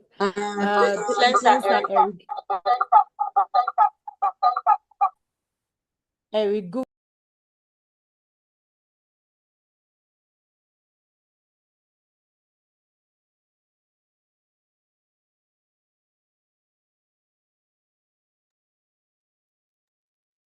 Sorry, Can you hear me we now, can't hear please? you again. Yes, we can. All right, thank you. Okay. Okay, so the influencer Eric Gugwa will always say, don't mention, we don't do that here. Collapsing, emotional collapse is not permitted here. We are emotionally intelligent leaders, and we will face the hardship. We will not ask if, we will ask how. And so your AQ determines whether pressure will break you or build you. So what are the 5 pillars of resilient leadership? Now, these pillars are meant to form the foundation of a strong adversity quotient or adversity intelligence. With all of this together, they create a ladder that can withstand pressure, recover quickly, and then inspire others through uncertainty. The truth is, if I did not find a way out of that situation, there's no way I would be able to use it as a case study in this presentation. So number 1 is emotional regulation. You need to know how to manage your emotional state under stress. We have adaptive thinking, how to reframe the challenges and find new paths going forward. Recovery intelligence, bouncing back from setbacks with speed and clarity. Decision endurance, making sound choices even when you're exhausted or uncertain. And then lastly, meaning and purpose, which is your ikigai, anchoring yourself to a why that sustains you. And so going forward, we have to understand that resilience is not something, it's not follow calm. It's not a personality trait. It is a skill that you can build. And we can start from there today. I used to be that person that if something happens to me, I will take forever to heal. Even in my emotional life, some years back, if I encountered a heartbreak, I could take 3-4 years to come out of it, because I need to heal. I'll have trust issues. But I've come to understand that people who are emotionally resilient, they pick themselves up with speed and they start moving. So we're going to learn to reflect, identify your weakest pillar right now. And you're going to commit to choosing one resilient habit that you're going to start building from this week. And we're going to connect. Okay? So you can reach out to me for continued support. That's aside. So the measure of a leader is not how they perform when things are easy. It is how they show up when things are hard. So the first pillar, emotional regulation. How to regulate your emotion. Honestly, it was such a very difficult time for me. Because there were days I didn't want to show up at the studio. I didn't want to go there. It just reminded me of, will I say, my mistakes. But the truth is, the emotions or whatever I felt at that point, they are real. And I think it starts with identifying the emotion. What exactly are you feeling? Is it anger? Is it sadness? Is it disappointment? Is it numb? What exactly are you feeling numb? You need to be able to identify it. Your emotions are real and they are valid. I won't say, oh, yes, I'm trying to be strong emotionally. So whatever I'm feeling, my adversity quotient is high, and you would discard your emotions or your feelings. No, it is important that you identify them, because identifying them would actually help to come about a solution. So great leadership means choosing how you respond and not being controlled by how you feel in the moment. So yes, we identify the emotion, but we're not going to allow that emotion to becloud our sense of reasoning or take over everything. We're saying, yes, this is what I'm feeling at this point in time. However, how do I move from point A to point B? And so how do you build emotional regulation? You have to pause.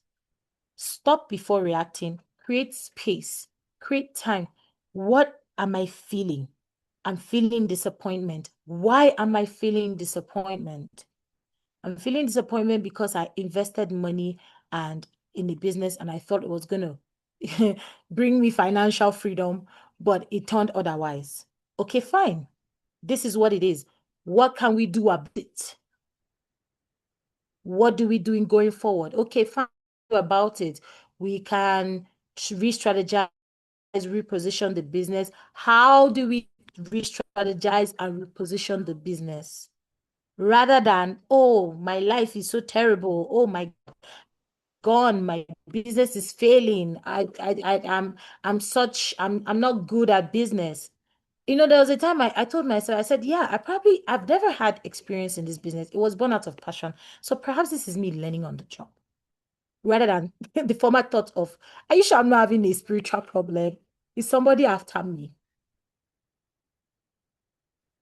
And so the process of, thinking through, naming what you feel and understanding the root before acting. And then when you get to that root, which is, what do we need to do?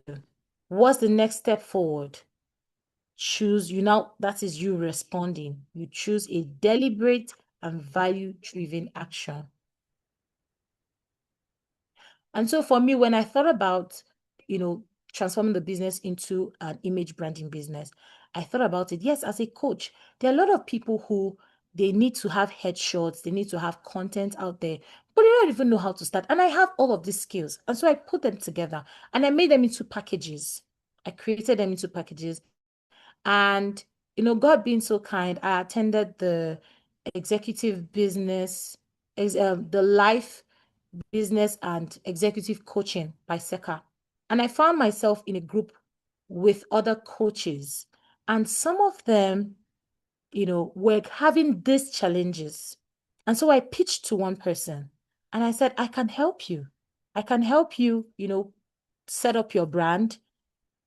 And so we started even from her branding, her coaching name. She didn't even have a name for her coaching. She knew what she wanted to do, but she didn't have a name for her coaching. And so we started from her coaching name. I said, well, how do you want people to see you? To even branding colors. And these are things that came to me naturally that were not part of that business initially. And so we had the photo shoot session. And then from there, we moved on to, oh my goodness, I can't see my slide anymore. Okay, what's wrong? We can see your slide. Okay, let me try. Let me see. Okay. All right, it's back on here. Okay. And so that was how we started. And all it took was one client. And when it her colleague I did with her, the next person reached out, and the next person reached out, and the next person reached out, and other people started reaching out, like, wow. And the fulfillment and the joy that I've gotten, knowing that I could build this business back up again. And in fact, I'm more open to more ideas. I'm reaching out not just to coaches this time. I'm reaching out to business owners. I can help you manage your social media pages. I can help you create content. I'm seeing myself in a point of possibly becoming an influencer for other people's businesses, but born out of a time where it was like everything crashed in my life.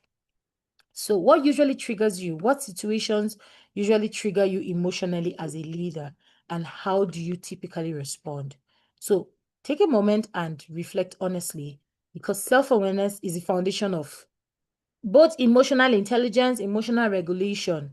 You have to be able to be brutally honest with yourself and tell yourself the truth. So feel free to share your answer in the chat. What situation usually triggers you emotionally as a leader, and how do you typically respond? So the next pillar is adaptive thinking. Like I said in my story, being able to move. Yes, they are not exactly the same business, but being able to strategically transform and move into this other business that is paying me better. So rigid thinking is a liability in the world that we live in. The most effective leaders don't just survive change, they lean into change, because whether you like it or not, times will change, things will change. That is the only constant thing in life, change. So they adjust quickly and they help their team to do same. So practical adaptability, communication. It is important that in garnering your skill to be adaptable, there are certain skills that you need to learn, and these are areas that can really help you to be relevant and resilient. Communication, clear, confident expression. So for instance, what if I found myself in the SECA coaching program, and yet I didn't believe in my idea to share it to one at least? Digital skills in the world we live in, I'll tell you that a large percent of what I do now is reliant or is sustained by AI. And I'm learning. There's no day that passes by that I don't learn a new skill. And that is why I was able to move from coaches to business owners, because in doing the work that I was doing for coaches, I saw areas where I could also help business owners, and leveraging on technology, I'm able to deliver solutions to them and they are ready to pay for it. Public speaking, being able to present your thoughts, leading meetings and presentation with authority, like what we're doing right now. Financial literacy. So we have the 3 M's of finance, which is making money, managing money, and multiplying money. So also, if I don't take my financial literacy seriously, the money might still be coming in. If I don't learn how to manage and multiply, I might still have the same challenge that I had the last time. And of course, networking. Networking changes your life, honestly. Some of the reasons why people go for courses like this is because of the caliber of people that they meet. At least today, I've met Dr. Elijah, Dr. Dodo. Putting yourself in spaces like this that help you to connect with people, that help you to meet people, you'll be amazed. Sometimes we're looking at our immediate environment. Those people, they have seen you and seen you finish. So putting yourself in spaces where you meet new people who are fascinated by you, by your idea, and are ready to key in, the who actually need the solutions that you have. So now we're going to do a little checking. What is one skill from the previous list that you need to develop this year to become a more adaptable leader? Please be specific. Write it down and share it with someone who can hold you accountable. It is important that you share it with someone who can hold you accountable. Why does this matter? Like I said, adaptability is not a one-time achievement. It doesn't come, you say, oh, I am now adaptable. Times are changing and you need to be able to adapt to whatever, or rather, however the tides may blow you. It's a continuous process or practice of learning, unlearning, and relearning. The leaders who thrive are those who commit to growth, even if it is uncomfortable. The third pillar is recovery intelligence. Strong people are not those who never break. They are those who recover well. Like I said, it used to take me a while to recover from, emotional whatever. And this applied also to even my friendships. I'll be like, oh, I'll never trust again. I'll never. At the end of the day, I was the one shutting myself out on life. Life is moving. The person who offended you has moved on with their life. You're the one holding yourself back. So it is important that you learn how to move, how to recover quickly. So we're going to talk about burnout. Burnout is real.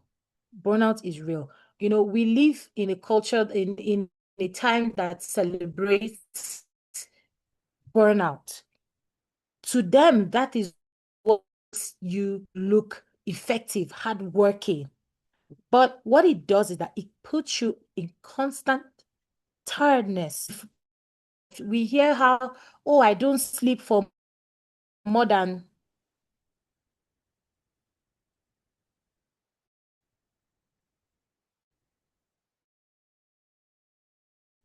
Hello?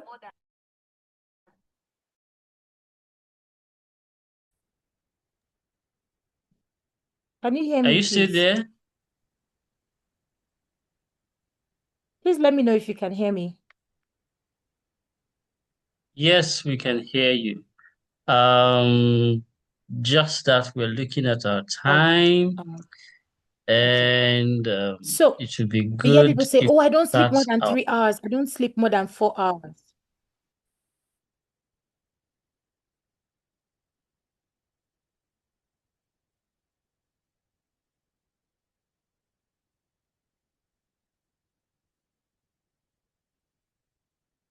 Obike, can I continue? I'm afraid we have eaten into um, uh, the other speaker's time. Maybe you can find a Okay. way to wrap up if you don't mind. Thank you so much. Okay. All right. Thank you. Thank you very much. Okay, so I'll just rush up into it. So it is important to avoid burnout by sleeping. 7 to 9 hours sleep is non-negotiable for cognitive performance. Please, we should not demonize rest or feel guilty for resting. It's good to have support systems and to renew yourself spiritually. Whatever feeds your soul, prayer, meditation, please protect it. Then the fourth pillar is decision endurance. You will have to difficult decisions, stand by it, and act. Okay. And then the fifth pillar is meaning and purpose, your why. If you don't have a why, you would collapse, literally. And so purpose changes your perspective. Without purpose, pressure feels pointless. But with purpose, pressure feels developmental. And so it is important that in all of this, whatever season you find yourself, you ask, what is this season teaching me? Every challenge carries a lesson. So it is important that we look for it deliberately. What capacity is being built in me?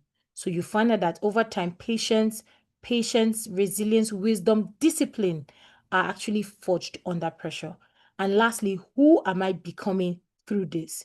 Because you will not be the same person you were before that challenge. You know how that when you come out of a very tough time, you tell yourself, I've seen 99. 1 is nothing. 100 is nothing. So the modern leader needs to be emotionally stable, adaptable, strategic, resilient, and calm under pressure. So the AQ resilience framework is pause, think, adapt, respond, recover, and lastly, grow. So yes, I think we have come to the end of this session. And I'll end with, your adversity does not have to destroy you. It can develop you. Thank you very much. My name is Adanma Nwokorie. Thank you so much. Thank you so much. Thank you so much. Wow, your story of resilience and its practical adaptability, contemporary examples clearly shows that tenacity, courage and tenacity are not the same. Whereas courage may make you stand out, tenacity gives you a legacy. Courage can give you the spotlight, tenacity gives you the audience, and they are not the same. Thank you so much, Adama. Wow. Do we have any question for her? I see a lot of emojis pouring in, the hand claps, you know. Okay, the slides, do you mind sharing the slides, Adama?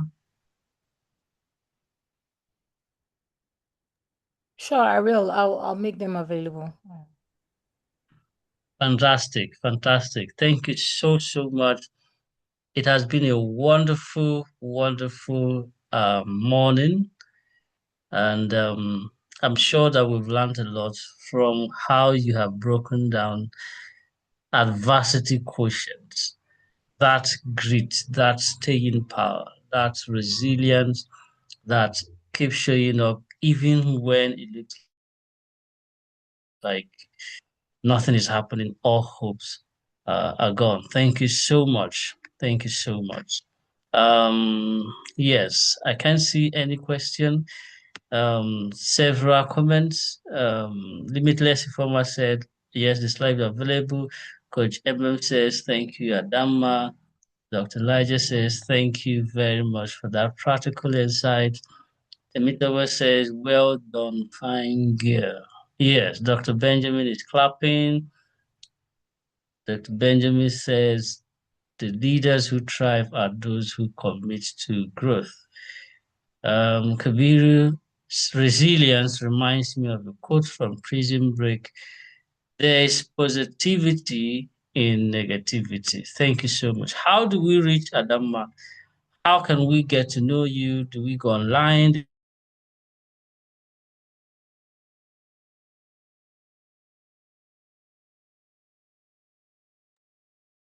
Okay, I'll be sharing my slides. My phone number is on the slide, but I can also call it out as well. And then you can reach me on social media. I also drop practical tips on emotional intelligence and social skills. Coach Loved, or Adama Loved, ADANMALOVED. Thank you. Fantastic, fantastic. So there you have it. Reach out to her. You can also put it in the comment section just in case someone is not able to get it via the slides. So go online, search for Adama, connect with her, get in touch with her. You've seen some of the things she's been doing for coaches. Yes, Grace, if you can reach out to me via this number, the slides will be made available to you. I'm typing my WhatsApp number in the comment section for that. So that's it. Reach out to me via WhatsApp on that number, and I'm sure that you will get the slides. Thank you so much. Maybe you can put your contact here in the comment section, Adama. Someone will love to pick it up from here. Thank you so much. We are grateful. Thank you, thank you, thank you. Okay. We will take just 50 seconds break, and then we'll be back to have the two other speakers. It has been a wonderful day. Like I mentioned, the Pan-African webinar is really not like a class. It's that time where we learn, we enjoy conversations, practical teachings, lessons that can help us. That is That is just what it is. Yes, Dr. Kunle and Korede, your hands are raised. I will go from Dr. Kunle then to Korede. Dr. Kunle, please, what's on your mind, sir?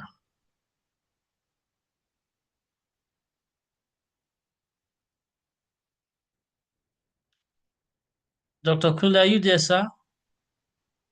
Your hands are raised. Korede, are you there? I can see your hands are you are raising your hand. Sorry, it must have been a mistake. Sorry. Oh, okay. Okay. All right. Okay. mean, Thank you so much. just to thank Adanma, that was a beautiful, adaptable presentation. Very beautiful. Thank you. Thank you so much. Thank you so much. Thank you so much. Okay, so we'll be back at 12:07. Let's just stretch ourselves, have a quick break, grab a cup of water, stretch yourself, then we're back for the next two speakers. It's getting better, and it will get better in the other half of the Pan-African webinar. Thank you so much. We'll be back at 12:07 in the next 30 to 40 seconds max. Thank you very much.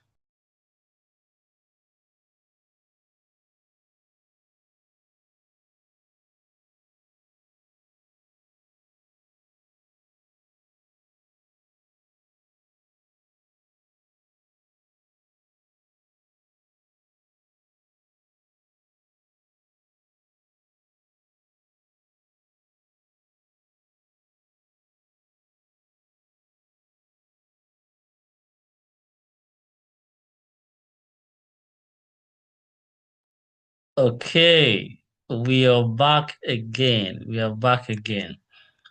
Just before we move into the next session, I would like to share this with you. If you've been tracking our conversation today, you will agree with me that we have been emphasizing on something very, very important and fundamental: emotional intelligence. Dr. Elijah mentioned that extensively, how the leaders cannot do well, they cannot function well, they can't lead well if they do not have emotional intelligence. And so this is your sign, this is your opportunity, this is your best opportunity ever to be at the emotional intelligence and anger management certification course starting in June. It runs from June 17th to 21st. It goes to 500K, but for people here in the room, we're giving you a discount to pay 400 and be in that class. It is important because the world has changed. A lot of things are coming up, and you're asking yourself, how do I have a hold of all these things? You can't do so much as a coach without emotional intelligence and anger management, because there will be things that will ordinarily be like, if it was that time, I would have. So you have to be in the room. You have to be in the room. The slots are finishing. I believe that you are doing the needful. The payment details are there. We'll still share it in the comment section. Please ensure that you are in the class. Emotional Intelligence and Anger Management Combined Certification course by SECA Africa. Everyone had gone through this class had come out better than they were, because they have seen that actually I thought there were some things that I knew, but hey, I'm getting to know that there's a lot more that I do not know. So be in that class, 17th to 21st June 2026. Do not miss it for anything. Do not miss it for anything. Thank you so, so much. Okay. Our next facilitator, let me see if I can get here, the profile of our next facilitator.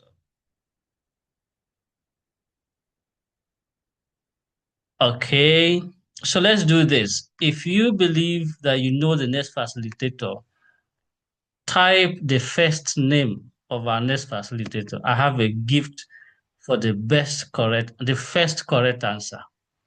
If you think you know our next facilitator, type the first letter of the name of that facilitator, and then you get yourself a gift. The first person to do that will get a gift. Let's see.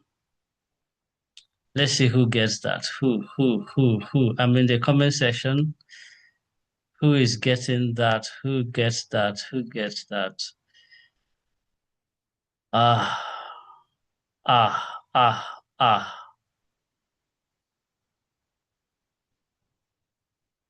Okay.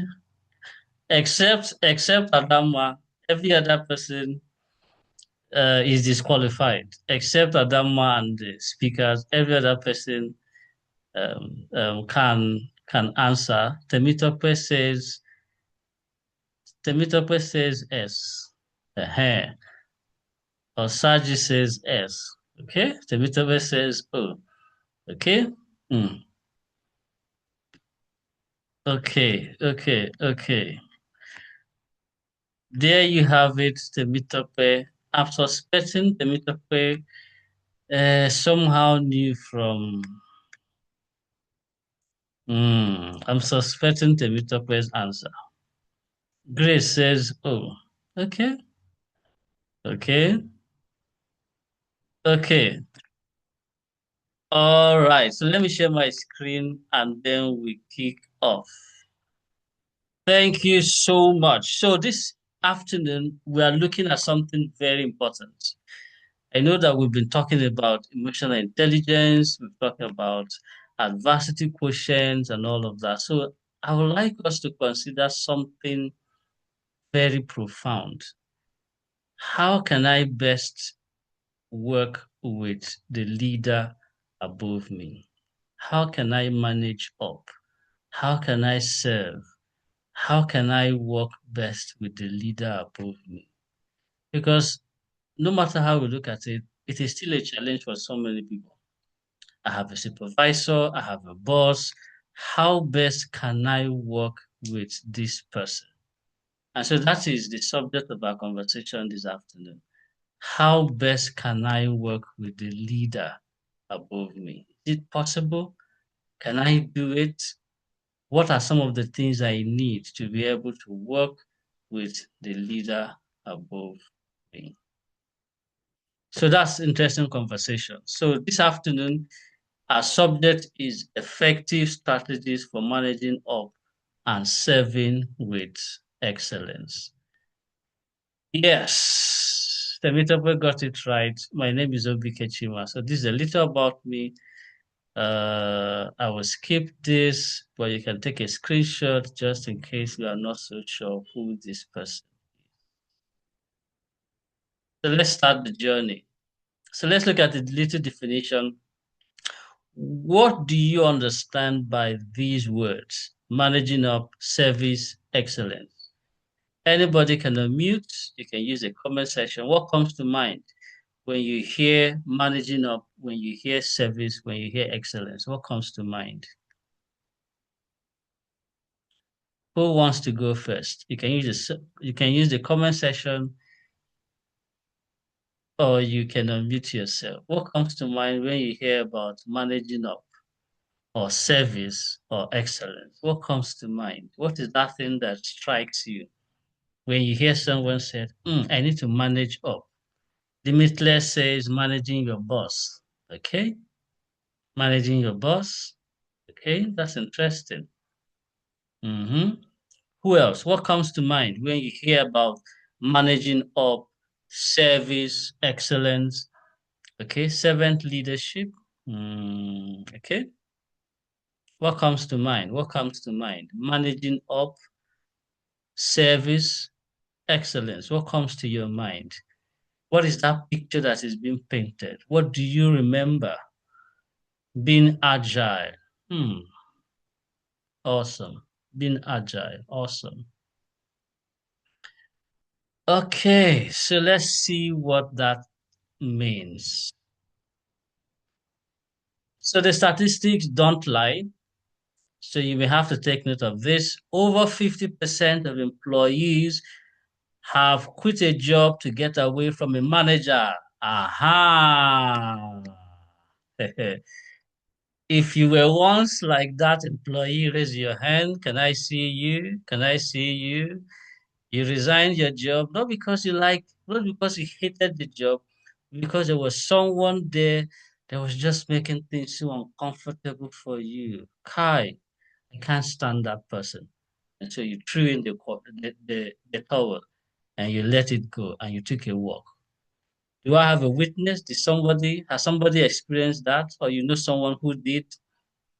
So the statistics are there. Over 50% of employees will quit a job to get away from a manager. Now look at this. Only 29% of employees trust their immediate supervisor. Wow.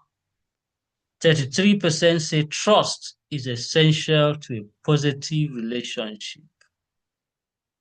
So we are not talking about something that is not serious. It's a serious matter.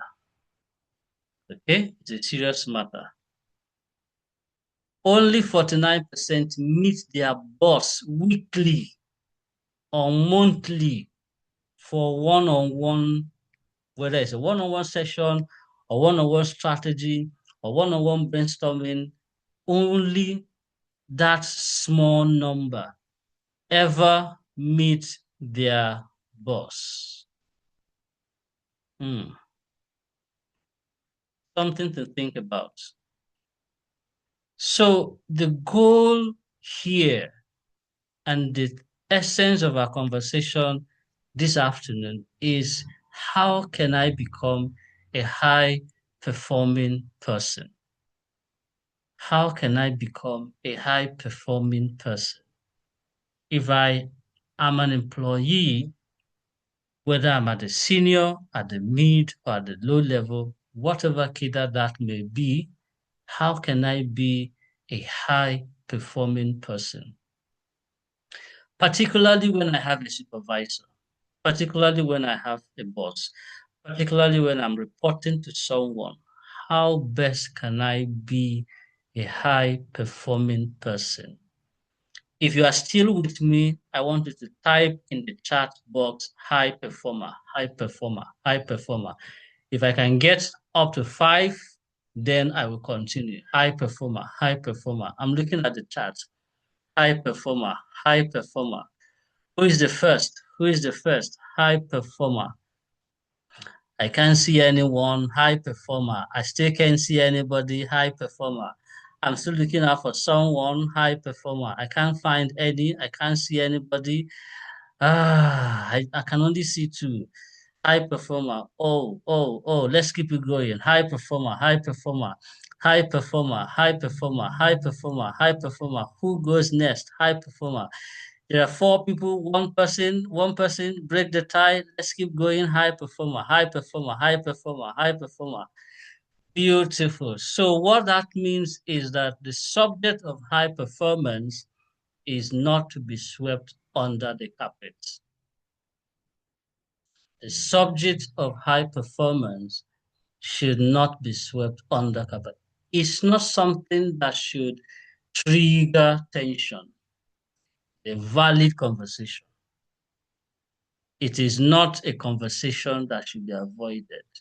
A valid conversation. So sitting down to talk about high performance among people, among teams, among team members, the boss and the subordinate should not be avoided. It is a legitimate conversation that should happen. That is why we're having that conversation. So let's go ahead. So high performance come in many variants. Aha, it gets beautiful now. So you see a strategist, he's a high performer. How do you know a strategist? He is the architect of workplace alignment. That person thinks beyond daily task, daily routine. That person builds systems and relationships. The moment you see someone like that, you are seeing a strategist. You are seeing a high performer. So for people who have teams here, that should give you an idea of the type of people you have on your team. You should be able to say, you see that Funke? She has a way of building systems around her work. That's the conversation we are having. A high performer is an initiator. A high performer is the spark plug for workplace effectiveness. The person takes action before being told, and the person drives momentum. That's how you know that person is a high performer.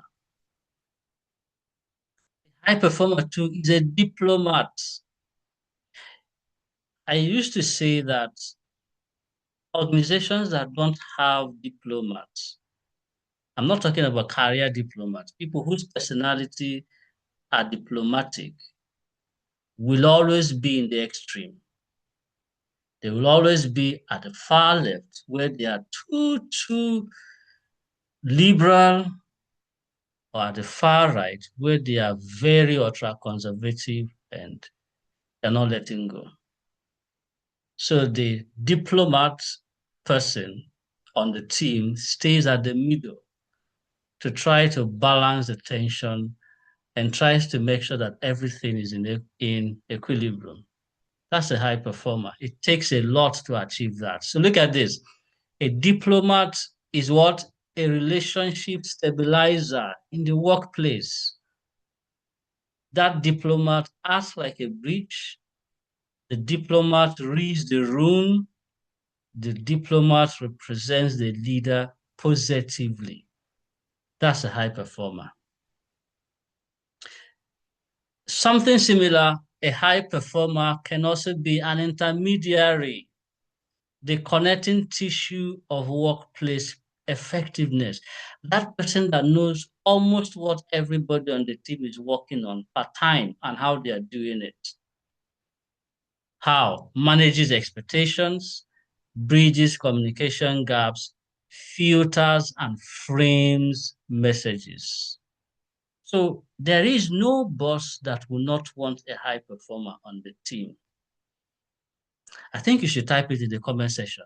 There is no boss that will not want a high performer on the team.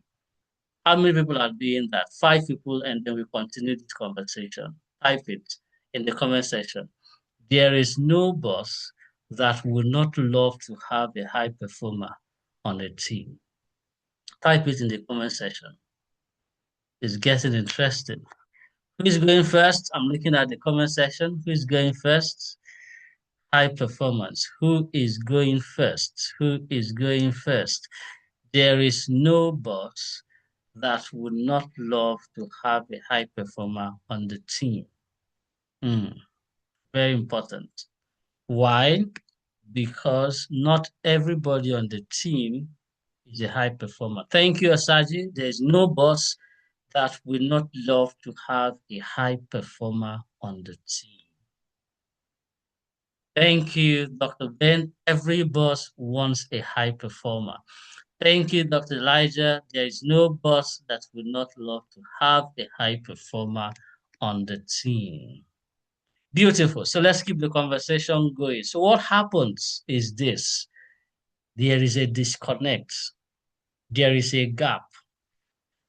The boss wants a high performer, but the people on the team do not understand what high performance is. So there's a gap. What are some of the examples?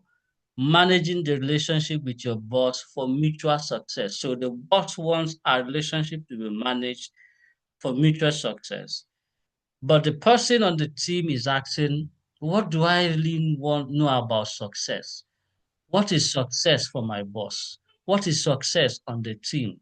What is mutual success like? You see, there's that disconnect. Solving problems before they reaches the boss's desk. Ideally, that is what every boss wants. I want the problem to be solved before it gets to my desk. I want my time to be freed. I want attention so I can do other things. But then there are people still on the team who are okay. I'm trying to understand how to. So you see, there's a disconnect there. Understanding your boss's priorities, pressures, and working style so you can participate in their needs and delivers in ways that matter most to them. So you see, that disconnect is there. So high performance on the team is not a conversation for tomorrow, it's a conversation for today. And it is good we are having that conversation. How important is managing up? Look at it there. Very, very important. Very important. Why? 88% of high earning professionals believe that managing up equals to career success, while 81% links it to higher raises. So if I'm able to manage up, if I'm able to work well with my boss, the chances that my salary will increase is up to 81%.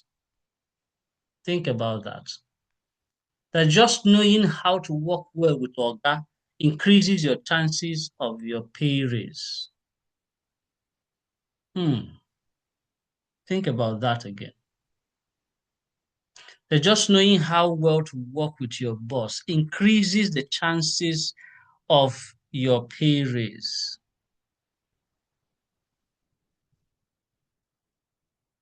Look at the next one there.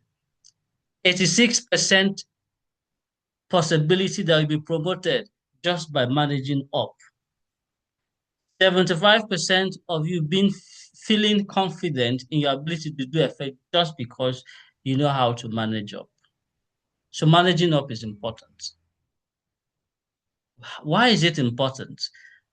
Stronger managerial practices contributes to what? 21% higher profitability, 25% increase in productivity, and 59% lower turnover rate in organizations. So the more the people in organizations know how to manage up across the different scale, the lesser the turnout, the employee turnover, the lesser the employee turnover. Because everybody at the several cadres somehow have understood how to manage up, how to work well with the supervisor, and that possibility of tension and friction reduces. So the feeling that I want to run away decreases because we know how to manage up. So managing up is actually not a conversation for some other time. It's actually a conversation for today. Imagine you don't have your team on the call right now. Do you know what that means? You, the boss, know what managing up is, but they do not know what managing up is. Maybe you can share the links and tell them to come in so they can understand a better perspective of how to work well. Let's keep going. Look at this. Aha! It all starts with understanding your boss. It all starts with understanding your boss. Let's keep going. How? Take a good look at this. Have you taken the time to assess your boss's leadership style? Do you even know what your boss's leadership style looks like? Have you taken your time to do that? My boss's leadership style, what does it look like? Have you thought about that? Have you become more self-aware, particularly when you are working with supervisors?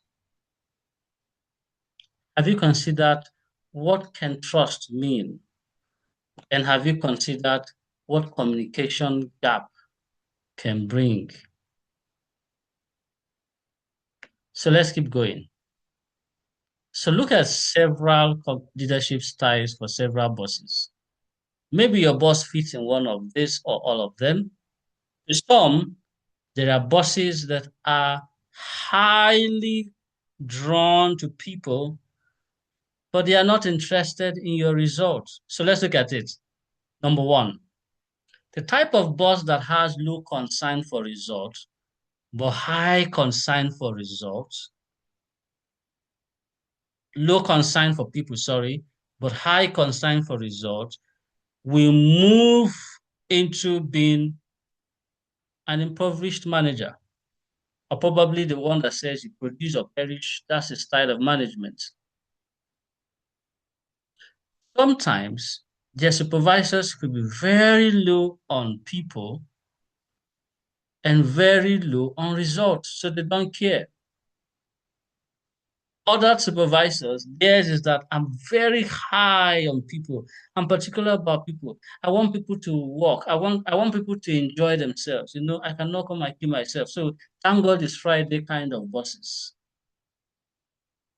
But they are not necessarily into the results. So that's a country club management. No, thank God it's Friday. We just keep balling. We just keep. So, do you understand the leadership style of your boss?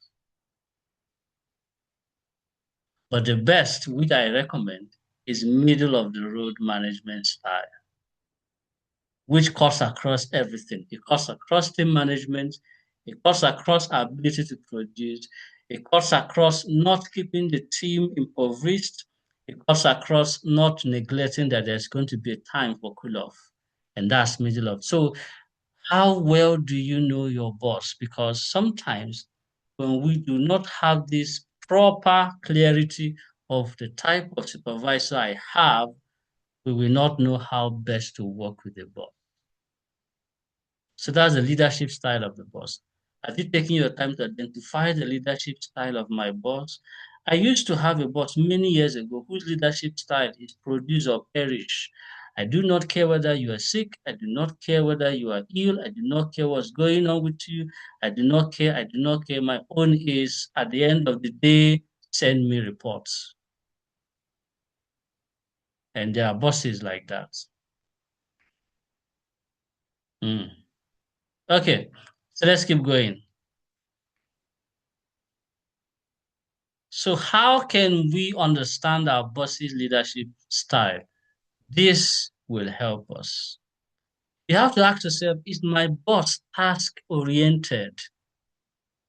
If he's task-oriented and outgoing, then it could be that he's within this range. He's result-oriented, he's a driver, he's competitive. And so when you see that domineering tendency, that's the leadership style of my boss. You may also ask yourself, is my boss people-oriented and outgoing? So if he's within that spectrum, then it means he's going to be more persuasive, he's going to be very inspiring, he's going to be very enthusiastic, then he will likely influence, not control. You also have to ask yourself, is my supervisor people-oriented and reserved? Look at it. People-oriented, reserved. Then within that range or spectrum, he is stabilizing, he's amiable, democratic, patient, a diplomat. I don't want trouble, don't give me trouble. I'm not looking for your trouble, don't look for my trouble. There are bosses and supervisors like that. So if you find that my supervisor is reserved and tax-oriented, then it could be that he's cautious, he's detailed, he's systematic, he's analytical. So the big question is, do I really know who my supervisor is? Or do I always want my supervisor to know who I am? Because sometimes the tension between the supervisor and the subordinate lies in the middle. The subordinate has not taken the time to study the supervisor, or the supervisor hadn't taken the time to study the subordinate. So that tension will exist. Let's keep going on. Okay. But look at this.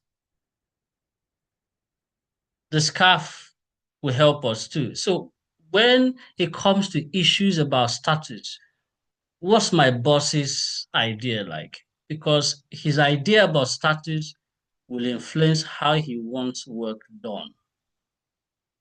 His idea about certainty will influence how he wants work done. His idea about autonomy will also influence how he wants the work done. His idea about relatedness will also influence how he wants the work done. His idea about fairness will also influence how he wants the work done. So all of this has a way of affecting how the boss reacts. But if we do not have this information, we'll be like, he's too judgmental. Oh, he's too soft. Oh, he's too hard. But taking the time to even study the supervisor makes a lot of difference. Look at this again. Is my boss open or free? Is he blind to other people? Is he blind at something he doesn't know? He doesn't want to know about that. Is he unknown? Is he hidden? So you have to find out all of that and act, because the real frustration sometimes is not because there's an issue. The challenge there is that the two people, the boss and the subordinate, had made an issue where there were no issue in the first place. And that can be very, very tense. But it can get a little better if the subordinate understands and studies the boss well and begin to understand that, this is not an issue. And so I'm going to work around it. Okay. So let me share this and then we'll move. So remember, inside every complaint is a request. Find it and make it. Inside every complaint is what? A request.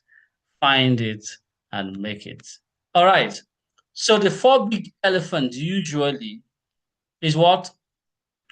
Proactive communication, strategic problem solving, intentional trust building, and aligning with so you find out that sometimes when you see the tension between the supervisor and the subordinate, it's always all or one or two or three of these four. Communication, strategic problem solving, trust. I don't trust my subordinate enough. My subordinate doesn't trust supervisor enough. Or our priorities are not aligning. Or this person is not solving my problem the way I love my problem to be solved. Or the subordinate is saying, I do not think my supervisor trusts me enough to allow me to solve the problem the way he would love the problem to be solved. So you see, these elephants in the room will always be there. So what is the most suitable way of communicating with your boss? This is a group exercise. So type it in your chat box.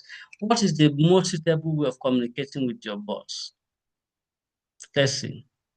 And if you are the boss, what is the most suitable way of communicating with you?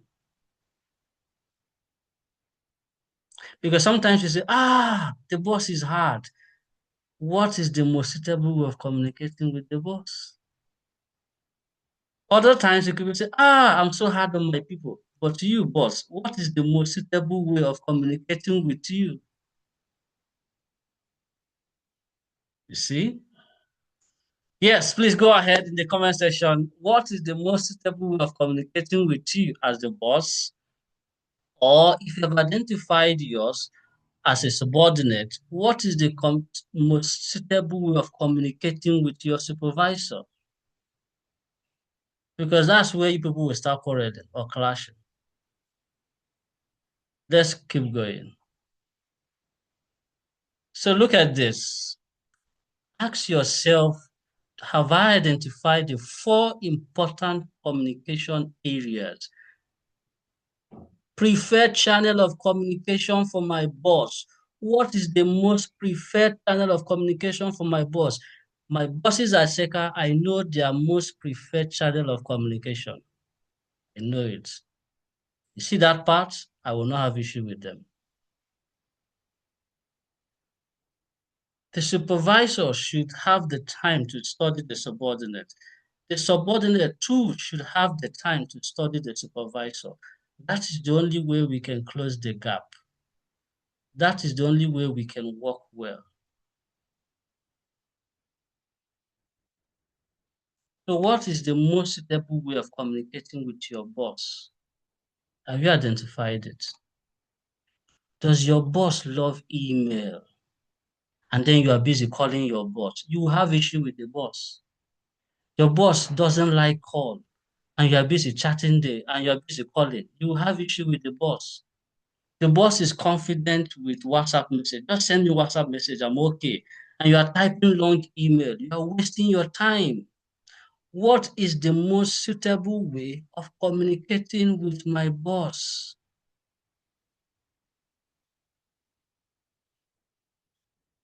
A team of 10, a team of 50, a team of 70, and the boss is simply saying, this email you are sending to me, long email, you should have just taken the phone and call and say, how will I be calling him? I don't have airtime. You see, you're going to have issue now because the most suitable way the boss would love to be communicated is via phone call.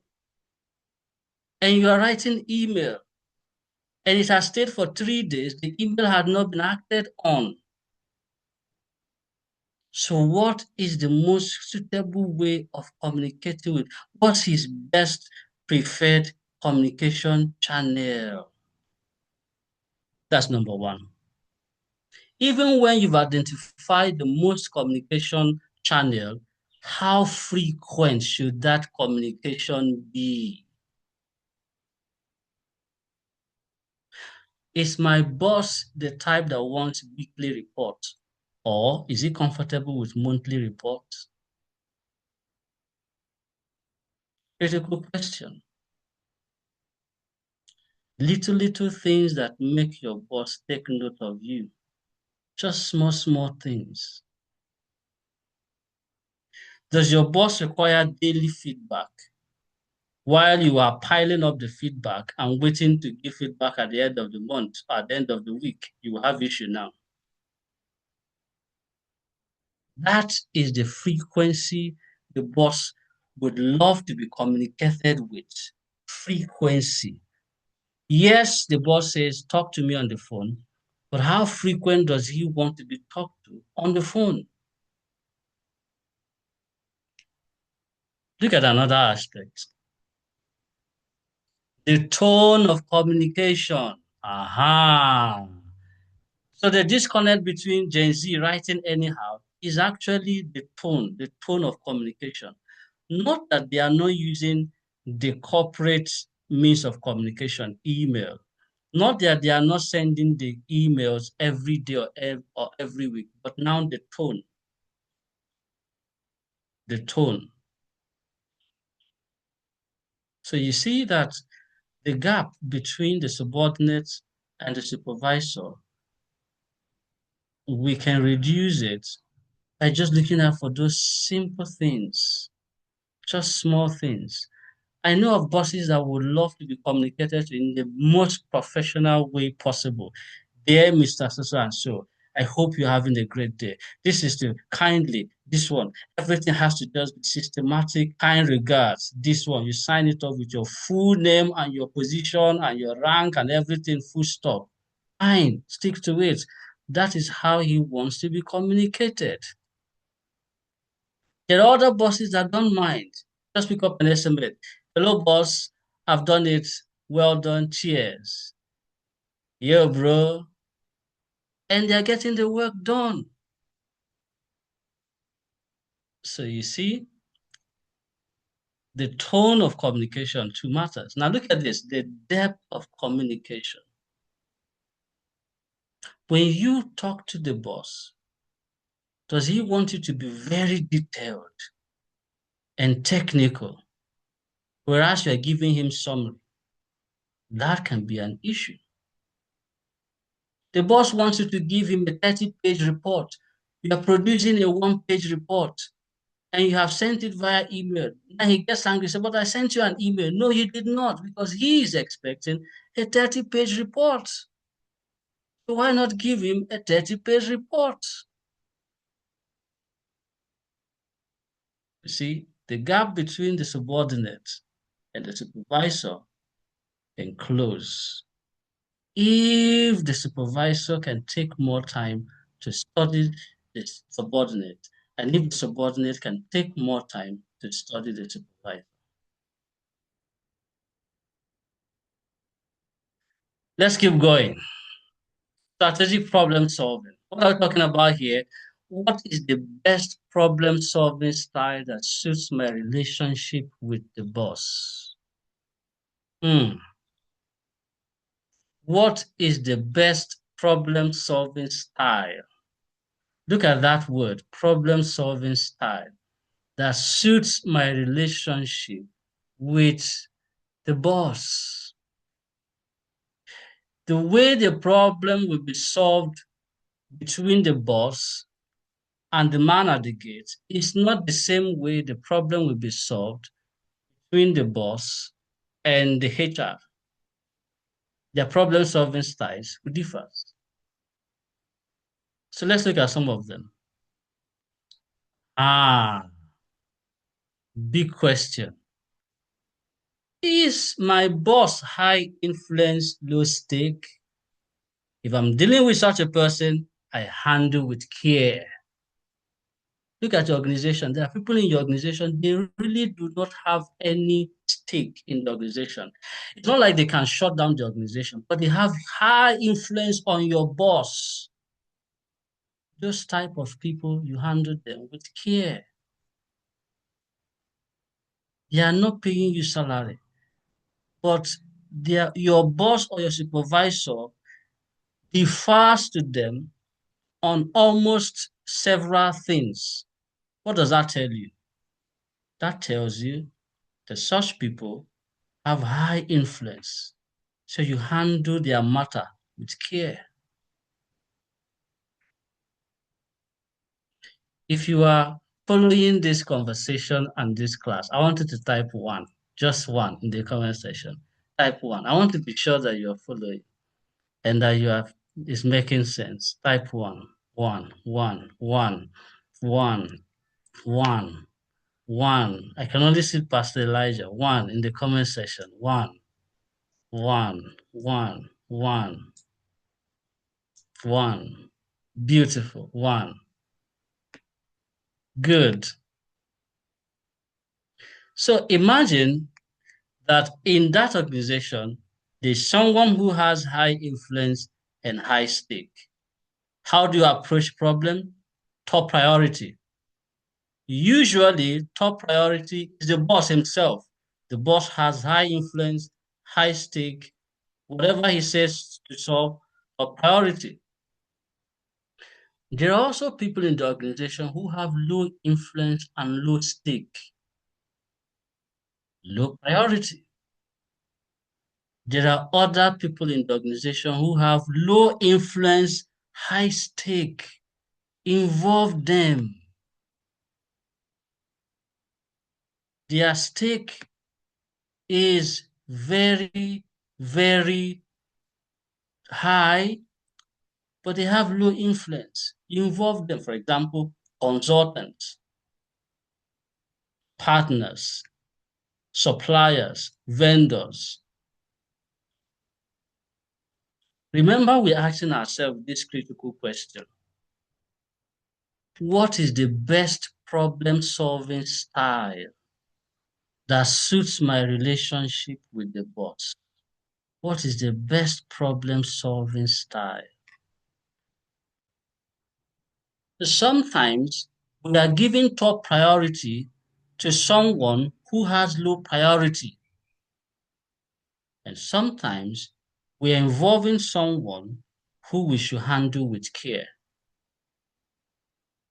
And then we get into trouble. Let's keep going. Okay, I'm going to skip this. I'll come back to it if we have time. So let's look at intentional trust building. What is the question there? How can I best prove my trust?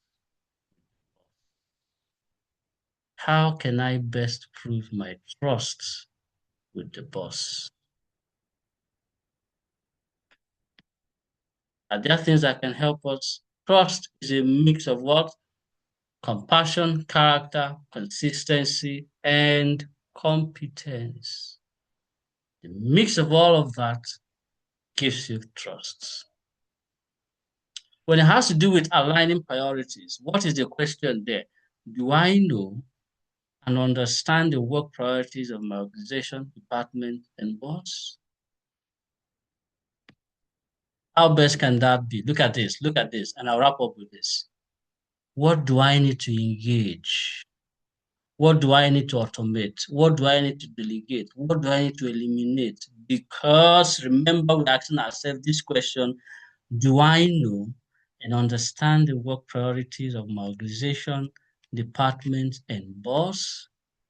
So if I'm going to engage, it means I'm going to be responsible for that task. It means I'm going to be 100% physically involved in it.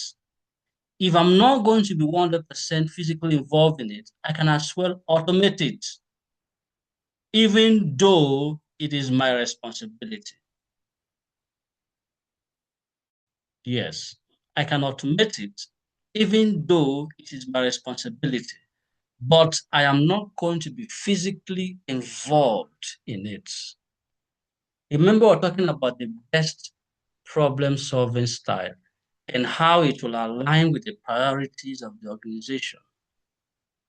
Sometimes there is this tension between the subordinate and the supervisor because of how priorities are aligning. Not because they don't know what to do, not because they are not competent, just that priorities are not aligning well. What should be automated is being engaged. What should be engaged is being automated. Now there will be clashes. Look at the next thing there. What to eliminate? This is entirely not within the scope of our priorities as an organization, a unit, or a department. So we do away with it. What to delegate is saying, although this is my responsibility, I do not have the time, energy, resources to be fully involved. So what do? Someone else can get the task done. Remember, the whole idea of our conversation is how best can we manage up so that we can reduce the tension between the supervisor and the superior and the subordinates. And all of a sudden, it looks like some people are being favored and others are not. Maybe it could be this conversation we are having and these subordinates knowing some of these things such that it looks like there's virtually nothing that can come in between the subordinate and the supervisor. Maybe. I'd like to know your thoughts in the comment section. I am open to your questions. Thank you so much. I will stop here. Please give me your question. Give me your question. Give me your question. Give me your question. Give me your question. Give me your question. Give me your question. I like to see it in the comment section. Do I have any question? Do I have any question? Thank you, Dr. Kunle. I'd like to hear your thought, Dr. Kunle, as a supervisor that has subordinates. What's on your mind, sir?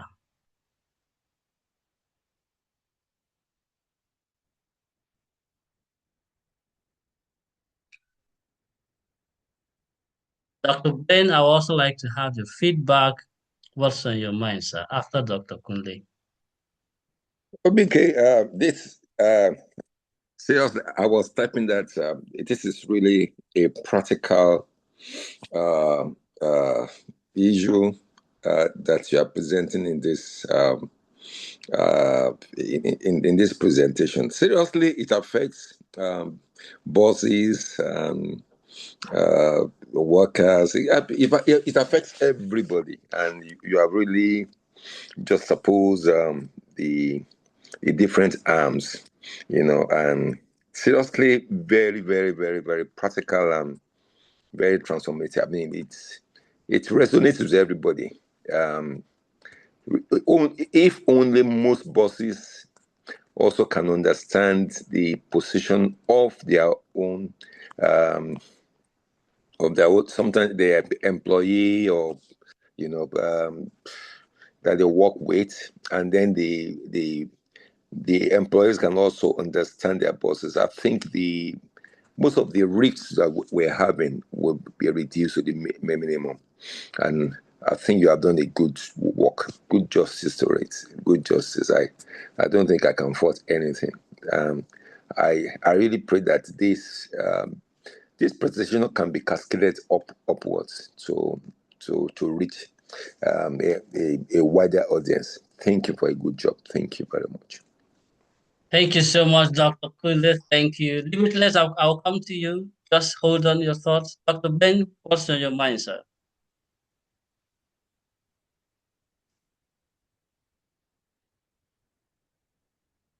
Okay.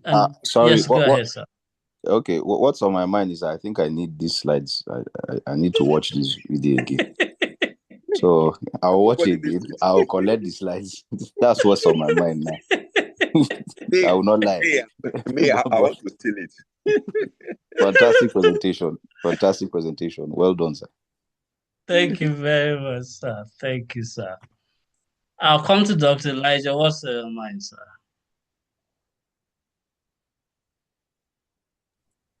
Well, I'm not sure I'll say anything different from what the other speakers have said. The presentation was quite insightful, and in fact, it more than corroborated what I said at the beginning of my my section.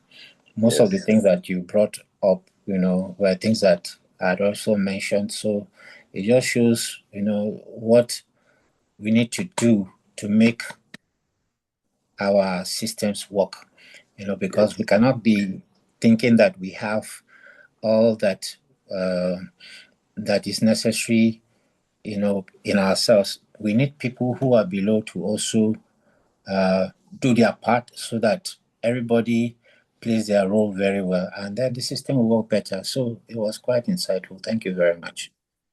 Thank you so much. Thank you so much. Limitless, Ifoma, go ahead, please. What's on your mind, ma?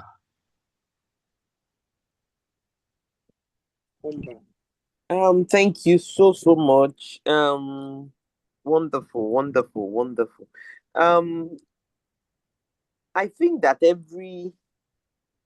everybody, at some point you have a board over you, or people are reporting to you. Even if you're the CEO, you would have a board reporting. What I always tell my team, especially when I get into a new department, I'm known as a transformational person also. I say, make my life easy. If you make my life easy, I won't have any problem with you. I say it like this: make my life easy. Complete your on my own part. If you don't understand anything, just come to me. Let us understand how we want to do this work, because you have to do your work and I have to do my work. 2 reasons: we are paid for it. So there's a second thing I also say to people: don't leave your work for me. There is one article I will encourage everybody to read. It's a Harvard business article. I'll look for it and send to you. Everybody is called "Who's Got the Monkey?"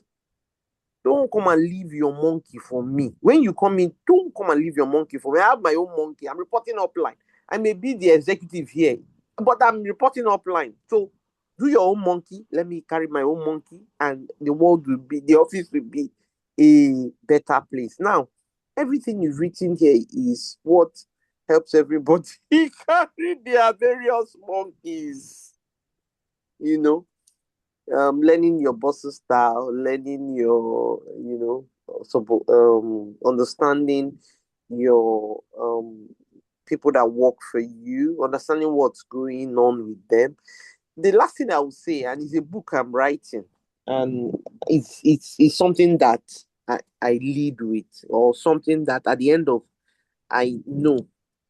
Um, be be fair, and I'm putting it in an.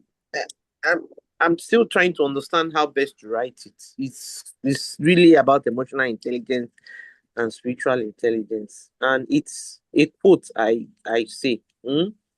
Be fair so that you can be firm. Be fair so that you can be firm. Be fair so that you can be firm.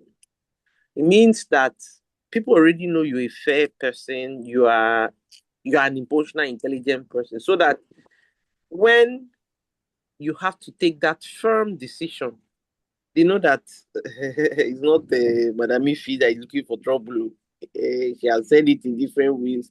She has tried to help in different ways. She has, So be fair so that you can be firm. Your I believe that when somebody is a fair person, they're approachable, they practice emotional intelligence, they are emotionally intelligent, and then when they need to be firm, it's easier for them. Thank you. I just thought to throw that out there. But awesome, Thank you so awesome. I won the slides also. Thank you. And this is my first time of, I've been chasing you. What exactly, Coach Seka? I've been chasing you on all your programs and everything and everything and everything. So this one, I was like, they said they have a Saturday program. What's it? Treat this. So I checked up, and then I learned a lot today. Thank you to all the presenters. I'll try to look for something to present at some point. Thank you so much. Proud of all of you. Proud of what you guys are doing at Seka. Blessings. Thank you so much. Thank you for your feedback. Thank you. Yes, I hope I got it. I will get it right. Us Haji. I'm trying to get it right. Us Haji, what's on your mind? Yeah, good afternoon, everyone. Ushaji, yes. It's been a very nice session so far, and learned a lot. I just was trying to relate it to my personal, what just finished sharing, to my own personal experience currently, like having a boss that probably maybe you are next in line, and his style is subtly, wanting to be autocratic. Um, Such that he prefers you're silent. And in such a situation, when you try to play along, you are in his good books and everything is good. But when you sometimes voice out with a different opinion, that is probably, you don't know if it's superior, but you think it's superior. You find out that there's a bit of friction for a while before you get to work together properly again. Um, in that situation, do you perpetually remain silent, or once in a while you try to voice out? Yeah, that's the little I just wanted to ask. Thank you. Thank you so much. Okay, so one thing I will say is you should know your I'll use the word stake or your level of involvement in the matter. For example, if it has to do with an issue that affects you directly, you're drawn into it, that affects you directly, you have to ask yourself, okay, so what is my value for this?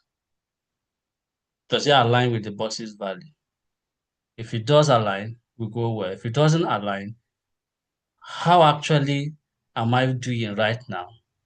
What is the issue on ground right now? How can I do my part and know that from the part of being hired, I have done my part? So what I'm saying here is that do the best you can to ensure that from your own part, whether you call it a job description, a role, that you have done that part and communicate that you have done that part so that it is easier for you now to say no where the other things the boss may want you to do may not agree with the overall organizational goal or with what your job role entails. Let me give an example. Let's say you are a driver and this is an official car, and then this is holiday. Boss says, take my entire family, go to so and so place for them to spend the holiday, then bring them back. Now, a lot of things that are coming up here. Yes, you're a driver attached to the boss, but at this point, it is not going to be on official assignments. So this is a question of saying, how well have you been doing your driving work such that the boss even will know that this person is so doing the driving work for the organization that the likelihood that he may take the car to do unofficial work is so minimal. That will even be a conflicting thought for him before he even voices it out. I don't know if you understand the point I'm saying. So if you do the work well, so much that in the job role it is excellent, the possibility now that the boss will even say, oh yeah, go a step further beyond what is not on paper or what you are not being paid for, so slim that he will have to struggle to even say it in the first place. So when he finally says it, he even empowers you more to say, but Oga, you know that this is what is expected of me. This may not be possible. Even when you know that, oh, it can bring you into conflict. But at least you have mentioned it, you have said it. These are lines that I'm just telling you I'm not willing to cross. But work so well that it is a conflict for the boss to ask you to overstep your lines. That's the point I'm making.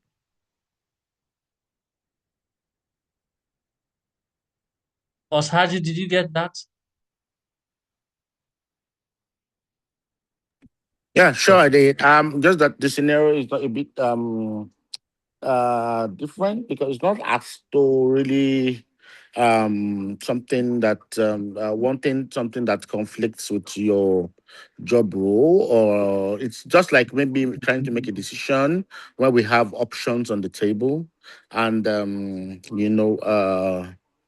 everybody brings his own idea on what works and what doesn't, and maybe the person feels this is what will work, and when you have another opinion, it's like you will rather look at every way that opinion won't work, So that's the more of the scenario, and no more of like doing something out of non-ethical or out of your job roles. Okay, so if it's a question of um idea generation, which idea should we go with, which idea should we drop, and all of that, just ensure that you have participated in the idea generation process. Okay, and then make it that let it be that you have contributed. At the end of the day, somebody will have to call the shot. In this case, if your boss will have to say, okay, thank you for all your ideas, we're choosing so and so, that's fine. But let it be that you have been given that opportunity to contribute, to share your idea, and that at the end of the day, this is the one we're taking. Sharing your idea doesn't mean that that must be the one everybody will go with. But let it just be that that atmosphere of you making the contribution had been created initially. Good. So, and that you have taken that opportunity to share your idea. At the end of the day, whichever one the organization feels best to go with, fine. But let it be that the environment was given and you took that opportunity and made your contribution. I think that falls back to you doing your part in view of the opportunity that was created. Does that help? Yeah, very well. Thank you very much. Okay. Thank you so much. Thank you. Oh, thank you very much, everyone, for your time. I see that Simmone is online. I wouldn't know if she had a thought or two to share. I know you came in while we were having that beautiful class. Good afternoon, man. How are you doing? I hope you are having a I great am day. well, thank you. Thank you Yes, I very was thoroughly enjoying your session. Thank you so much. Thank you so much. Yeah, I think What's it's that it's one? very it's very timely. Oh, thank you. Thank you. What area stood out for you best? Maybe you can share and I will learn a thing or two. Sorry, repeat your question. I said, what area of the conversation, the last session stood out for you? Maybe you can share some. I can learn a thing or two.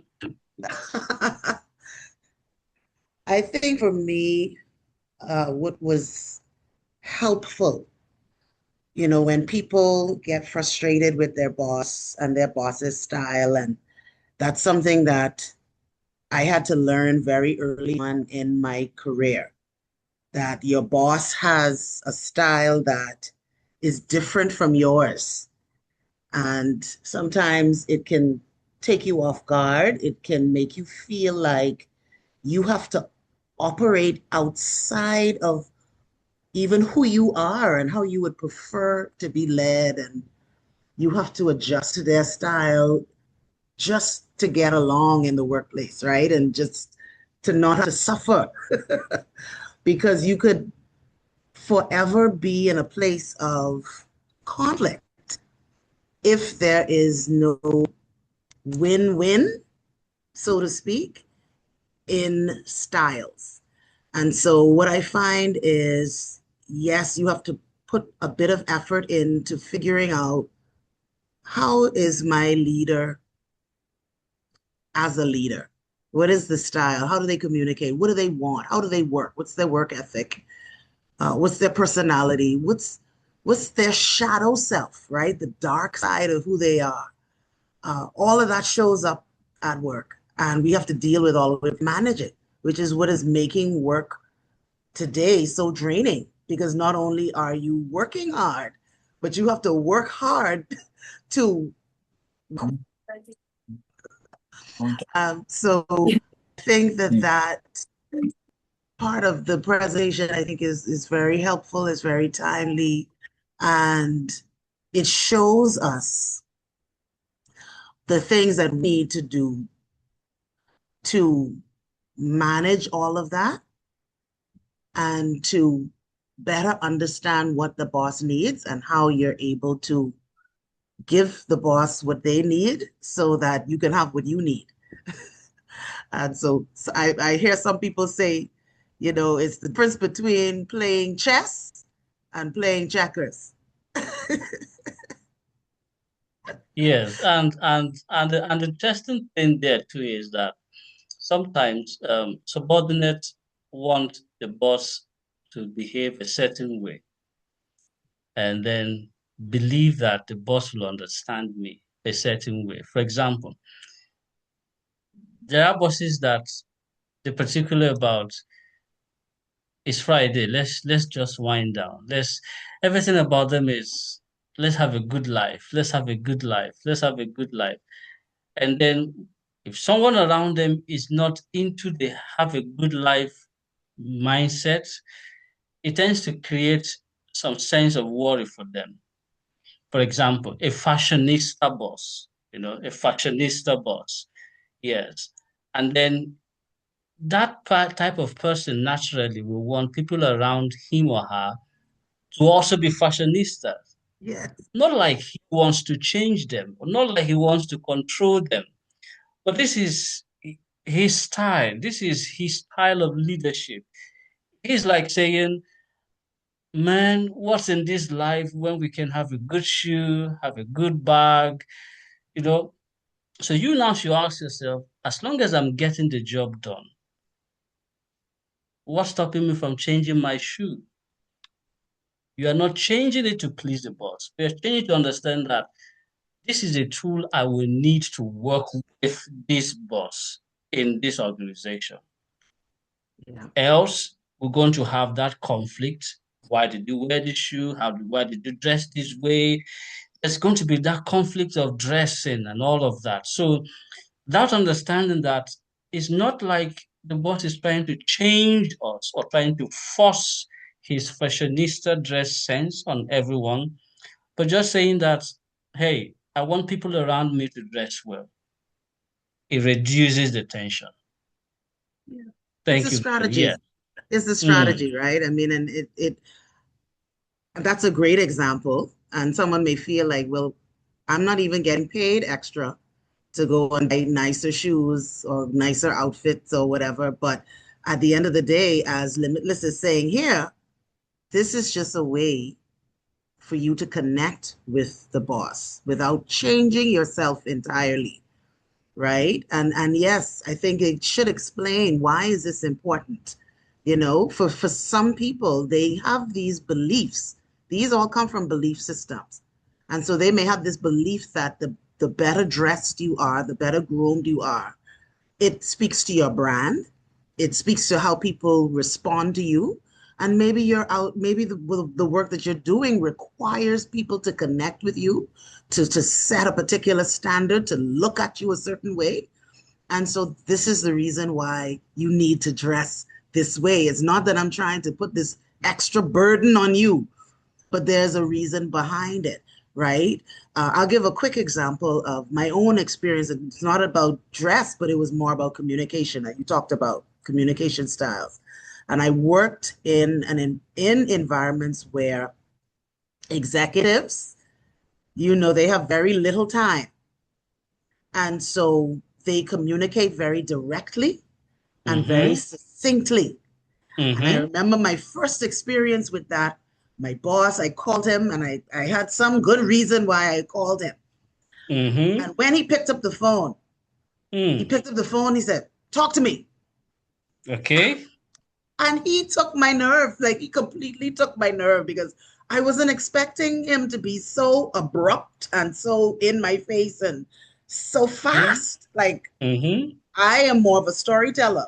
So, you know, I'm Mm-hmm. going to ramp up and I'm going to get, you know, to the whole story and get to what I want to say. And he was just like, pop, pop, pop, pop, give it to me. Mm-hmm. And so Mm-hmm. that experience of me just blank out and get my nerve being taken taught me that when I'm speaking with my boss, I needed to adjust how I communicated Exactly. so that we could communicate because we needed to communicate. So what I Mm-hmm. did is that I made notes. I wrote down what I wanted to say to him so that I not be caught off guard. I would cover all of my points and I would say it quickly. Another executive told me the same thing. He said, when I'm reading emails, if it's not in the first line, I'm Leave not it. hearing anything else. Good.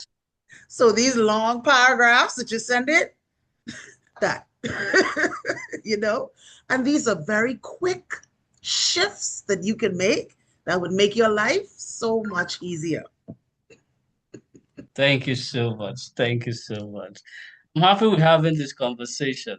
And when we have this conversation, it makes it healthier to know that yes, bosses have adjustments to do, subordinates too have adjustments to do, so that the workplace becomes healthier, more meaningful, and worthwhile. I would take your comment limitless so that Simmone can take her session, make it quick in 30 seconds, please.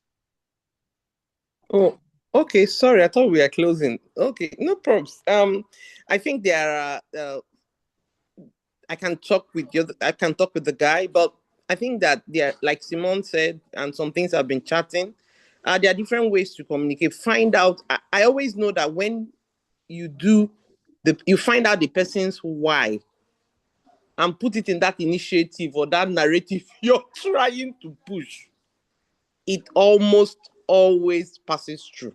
Almost always. So, bullet points. I love one pagers. One pager. I had a boss that once told me, if you're bringing any initiative to me, just put it on a one pager. And that one pager should carry everything I want to say. I want to read. I need to see the objective. If it's something that is going to cost me money, put the cost. If it's something and where we're going to get it from our budget, do you understand? So, and then make sure that that one pager, I don't need to start chasing you to explain the one pager. You understand? I wrote an article on power of the one pager. So these are different things, but the why? We are all very selfish individuals, whether I like it or not. What is the why? Is why inside that initiative you're trying to move. Thank you. Thank you very much. Thank you so much. We'll step aside so that Simmone can have a session. Thank you very much for joining us, Ma. And how is the Bahamas? It's great. Oh my goodness, it's a beautiful day today.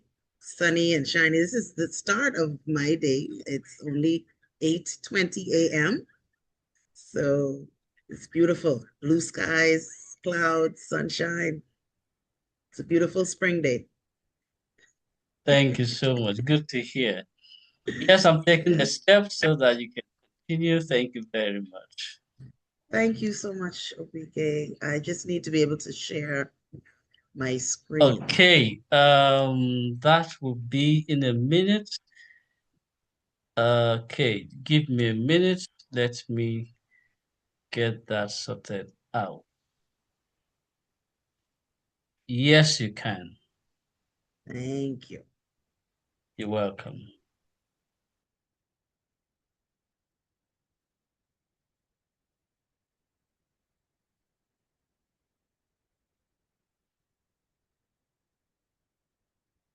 Oh, wait.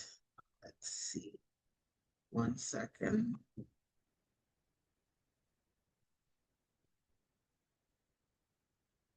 Just 1 second. Just realized.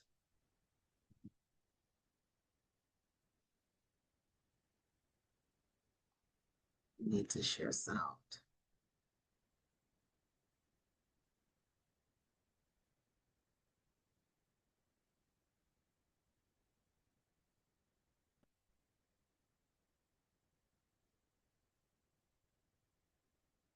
Okay, can everyone see my screen? Yes, we can, ma. Okay, perfect. Thank you so much for your invitation to be here once again. It's a pleasure, as always, to share and to actually follow up on what you would have started in yours. I didn't catch the earlier ones, but I did hear yours, and I smiled to myself because I thought about what I'm going to share. And it's always amazing to me how these sessions align. And so I want to share today on intentional leadership. Intentional leadership, and I'm going from the perspective of the leader themselves. So we talked quite a bit of the adjustments that we need to make in order to get along with and connect with our leaders better. And that is very important. But it is also important for leaders to look at themselves and to look at how their leadership is being perceived and the impact that their leadership style, their communication, the trust, the clarity, all of those things, how is that translating with my team? Someone said it once that they said, if you are out there leading and nobody is following you, you are just taking a walk. You are not leading. And so I want to share just a few tips and strategies with you on how we can lead with purpose and intention in 2026 and beyond.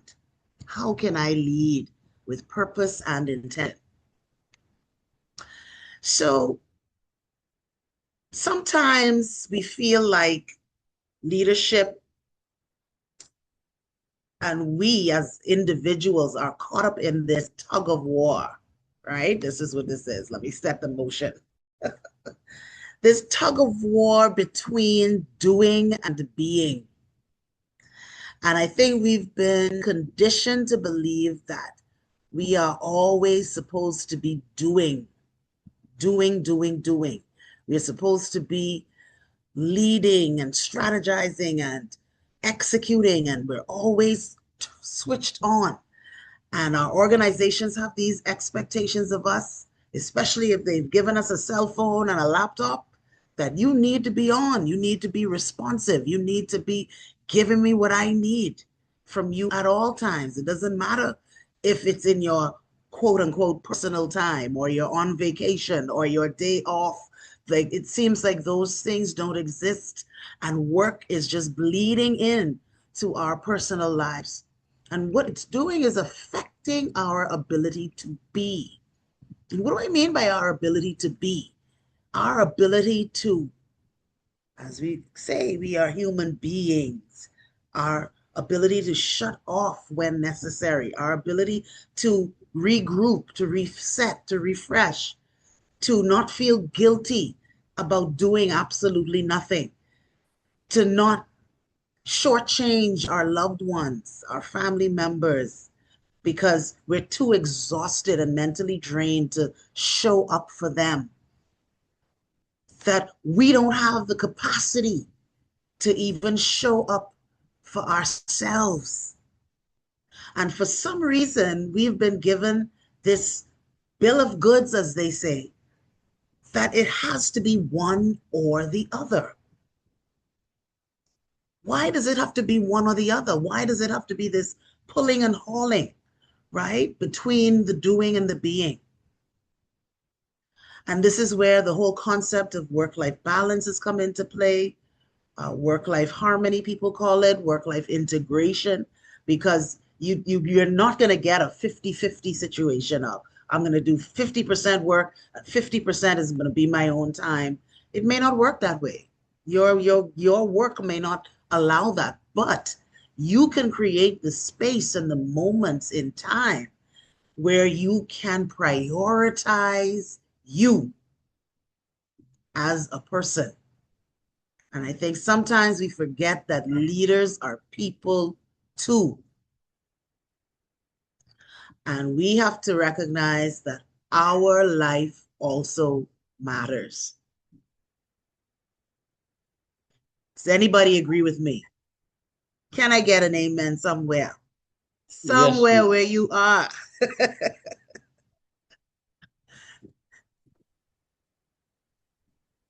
So today I just want to share a few things, how we can reset our leadership approach, clarify your direction for you and your team, close the gap between last year's frustration and this year's motivation, create a roadmap for a successful 2026. So we want to reset, clarify, and create today.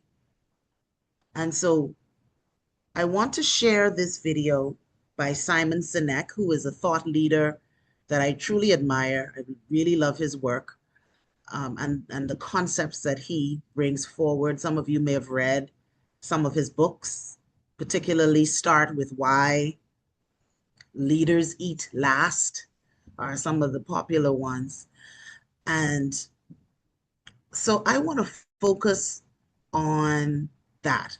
How do we lead with purpose and intention and allow that to spill over to the people that we are leading by focusing first on ourselves? You know, and we are looking at the threshold of June. It's the middle of the year. You know, it was just December a minute ago, it feels like. It feels like we're on warp speed. Time is just going. I don't know where it's going so fast. May just came in and we're already at the end of it. We're looking now at the half point juncture of the year. And even in that, I wanted to pause here to just talk about this a little bit, because even in that, we feel pressure. I remember last year as I saw the end of the year rolling in. And, you know, the end of the year is typically, for some people, for me in particular, a time where we are assessing the year and we're already looking forward. What is the new year going to look like? What plans do I have in place? What initiatives, what things am I going to be pushing out there? Because, you got to be on point and you got to be ready as January rolls in, pushing all of this stuff out. And I just lost steam. I think a part of that was because my sister passed away. The second of my sisters passed away in the end of August, and we funeralized her in September. And after that, I lost interest. I lost motivation. And I said to myself, you know what? I'm not going to pressure myself to have it all together for January. And I'm just going to spend the rest of the year in reflection and rest. And once I released myself from this expectation, and I didn't even know where this expectation came from, right? But I think it just comes from the way that we are working nowadays, and we see what other people are doing and putting out there online, and we're putting this pressure on ourselves to compete. Sometimes it's so subconscious that we feel like, I don't want to be left behind. I don't want people to feel like I'm not on point. I have to live up to the expectations that people have of me. And I got to the end of last year and I said, you know what? I don't have anything right now. I don't have anything to offer anybody, right? And so getting into January, February, and I just started to kind of ramp up by mid Q1, right? And I just said to myself, that is okay, because these are the seasons of life and sometimes we need it. And when we are pushing ourselves to go beyond our capacity is when we start to look at how we are now breaking ourselves down and not building ourselves up. We get into burnout and all these other things, And so it's so important. Thank you very much, Dr. Ben. Thank you. It's so important that we operate from a place of self-awareness and knowing our capacity and knowing what we actually want.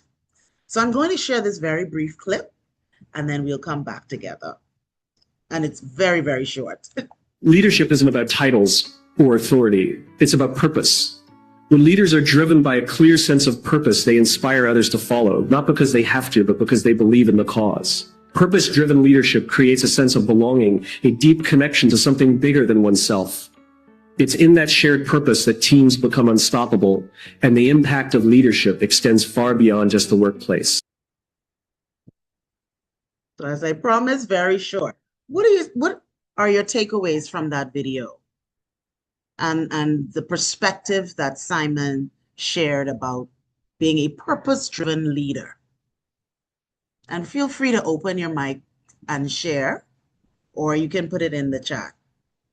What are your thoughts about being a purpose-driven leader and what he said being driven by purpose creates with you and your team?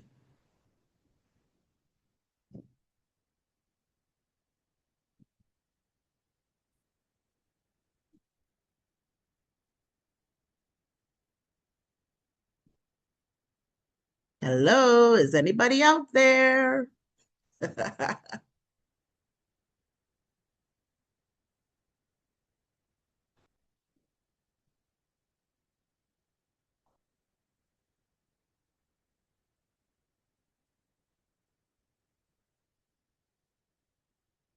Yes, he's speaking to teamwork.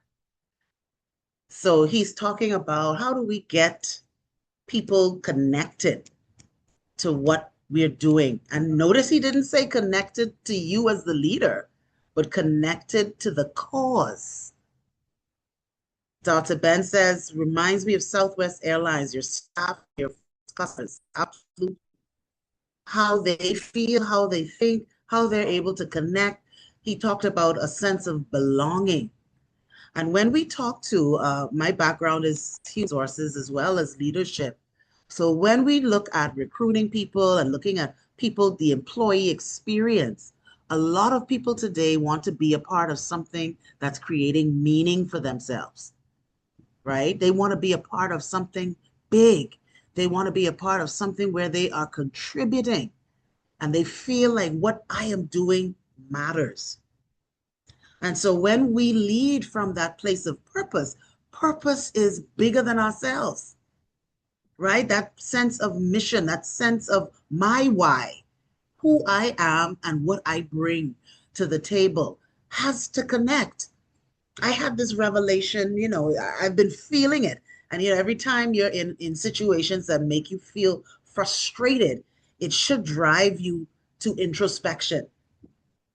And I will be honest with you, and I know this is recording, so it's going on the record officially. I am really getting my fill of the corporate environment. And I'm realizing more and more that being in corporate is not aligned with who I am and how I want to show up. Now, I am in corporate. Does that mean that I'm not going to do what is required of me? Absolutely not. I am going to do it because I'm there and because I have a brand and a standard that I have to uphold. But now it's causing me to create this roadmap for myself. What do I want? I want to lead with purpose and intention. Can I do it in the model that I'm doing it now? My realization is no, I can't. So now I need a different strategy on how am I going to plan from here on out, right? I know I look like I'm just about 21, right? But I am in 4 years going to be 60 years old. And you get a different sense of reality when you start creeping into these age brackets. And you realize that, hey, I don't really want to be working so hard, something that is not going to entirely fulfill me. I don't. So what does that mean? Am I going to sit there and complain and talk about corporate and say my boss this and my boss that and all of that other? No, it means that I have to reposition. I have to reposition. Thank you so much, Limitless. I appreciate. I have to reposition. I have to re-strategize. I have to figure out what's next for me and what's important to me. What do I want? So I wanted to share this model with you that I plan to include in a greater body of work. But I had a bit of a revelation on Maslow's hierarchy of needs. So you'll see here that this is purpose-centered needs. So when we think of Maslow's model, it's a pyramid, right? And we have needs that are at the bottom and they move up to this very narrow pinnacle. And someone shared with me, a colleague shared that they had done a revision to the model where at the top, very top was self-actualization. And they've added a new layer to the top of self-actualization that they are calling transcendence. And that transcendence represents this sense of purpose and meaning. And I said to myself, what if we've been looking at this model all wrong? Because when you think about a hierarchy, right, it means then that we have to go from the bottom to the top. And I think that this is a part of our conditioning that we feel like we have to meet these lower level needs in order to get to the higher level needs. So if I am not making the salary that I want, if that's affecting my ability to provide for my basic needs. If I'm not feeling safe, if I don't belong, if my self-esteem needs are not being met, I don't feel respected, then I'm not going to self-actualize. May I suggest that that perspective is flawed? Because we have seen, and I'm sure that we know, and it might be ourselves, where people have been able to transcend, even in poverty. Their basic needs may not be met, but they still have that sense of purpose. They still understand who they are. And it is, in actual fact, that drives them and oftentimes pushes them out of poverty. Are you with me? So I would like to propose that if our needs are also purpose-centered and purpose-driven, meaning that we live our lives and we lead from this sense of purpose, that I am here for a reason, that this sense of purpose gives me meaning, it gives me direction, it gives me identity, because when I know why I exist, everything about me changes. I understand who I am. I understand how I want to communicate, how I want to show up in the workplace. I understand myself and what I am pushing for. And when I understand me, then I have clarity. So I understand who I am and what I'm called to do. I continue to grow. People who are purpose driven are also growth minded. They never stop growing. They never stop reaching.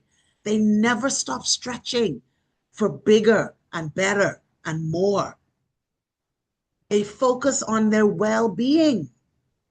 When you are purposeful and you understand that I am in this for the long haul, I am in this long term. This isn't just a career for 30 years and then I move off the scene and I just sit with my grandchildren in my rocking chair on the porch. They understand that I am in this for the long haul. And even though I may retire from one setting, I don't stop working. And so I have to focus on my well-being. How am I doing emotionally? How am I doing spiritually, mentally, physically? When I have a sense of purpose, I feel secure. I feel stability. There's trust in me and what I'm doing and what I believe in. I have the confidence to move forward. I make a contribution. I use my gifts toward this purpose. You have influence and I serve to make an impact on the audience that I'm called to. And I also have that sense of belonging that Simon talked about, a connection to people, a connection to community, a connection to support. Because once we understand who we are, we then begin to attract everything that we need. And that's including relationships, resources, everything. So I want to pause here and get your input. What do you think about flipping the script from this model of I have to achieve, and then I will understand who I am? What are your thoughts of changing that narrative and that perspective, that mindset, that perhaps we need to start at the top of the pyramid and everything else that we need will come to us? May I get your thoughts on that?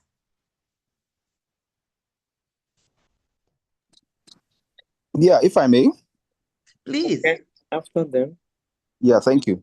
So I think I have a deeply personal relationship with being purposeful and viewing life from the lens of purpose as opposed to achievement or careers and so on. Growing up, I grew up in a family of a lot of love, a lot of respect, and I realized that family was golden, and I wanted that for myself as well.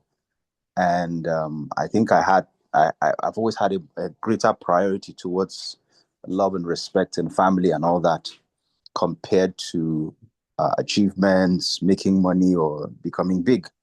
However, I think one of the reasons why Maslow's hierarchy of needs is such a very compelling argument is probably because you need money to be able to take care of some of the very most basic needs.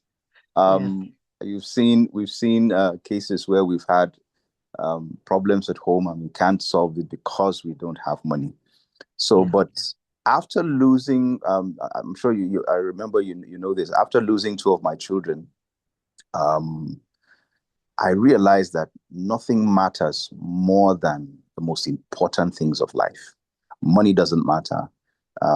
Achievement doesn't matter. Hierarchy, nothing matters more than the most important things. And that's one of the reasons, that's one of the things that pushed me towards what I believe is my own personal purpose in life. Speaking, teaching, training, coaching, which is something I'm investing the rest of my life into far more than any other thing. And so the argument for Maslow's hierarchy of needs, of course, is really because there are real life needs that you must take care of. But I've seen that if you take your eyes off purpose, life really has little or no meaning. And eventually that's where the burnout comes from. That's where the dissatisfaction, the unfulfillment comes from. So one needs to really strike a balance. And it's not really a balance. It's a balance with a bias for purpose, a huge bias for purpose. And the more we pour ourselves into it, the more we realize that we can get everything that we've dreamed of from the angle of purpose. Thank you. Yes, thank you so much for sharing that. Totally agree with you. Let me see your hand.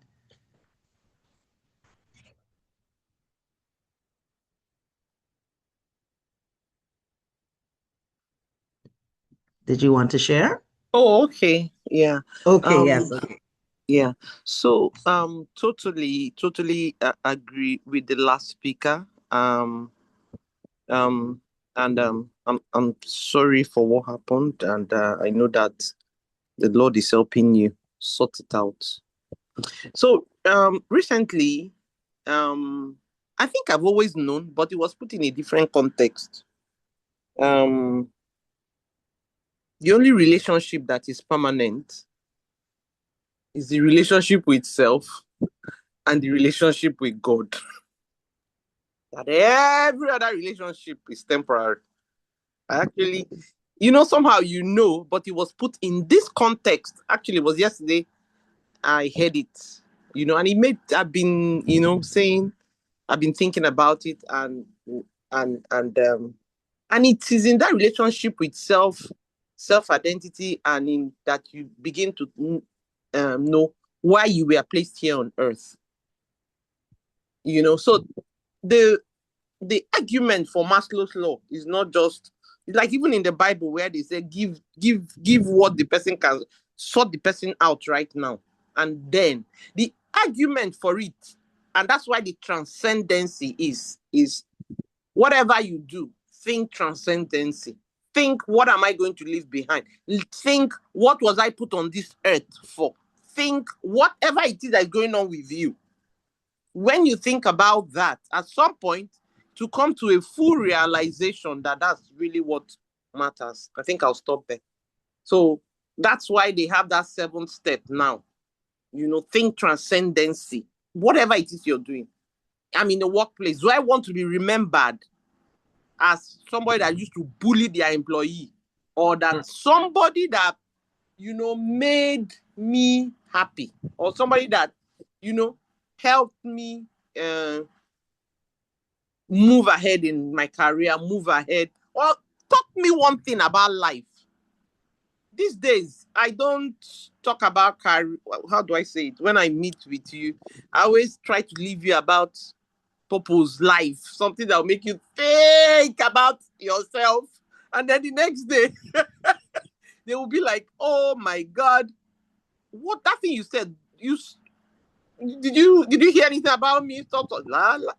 All of us somewhere deep down want to be living in purpose.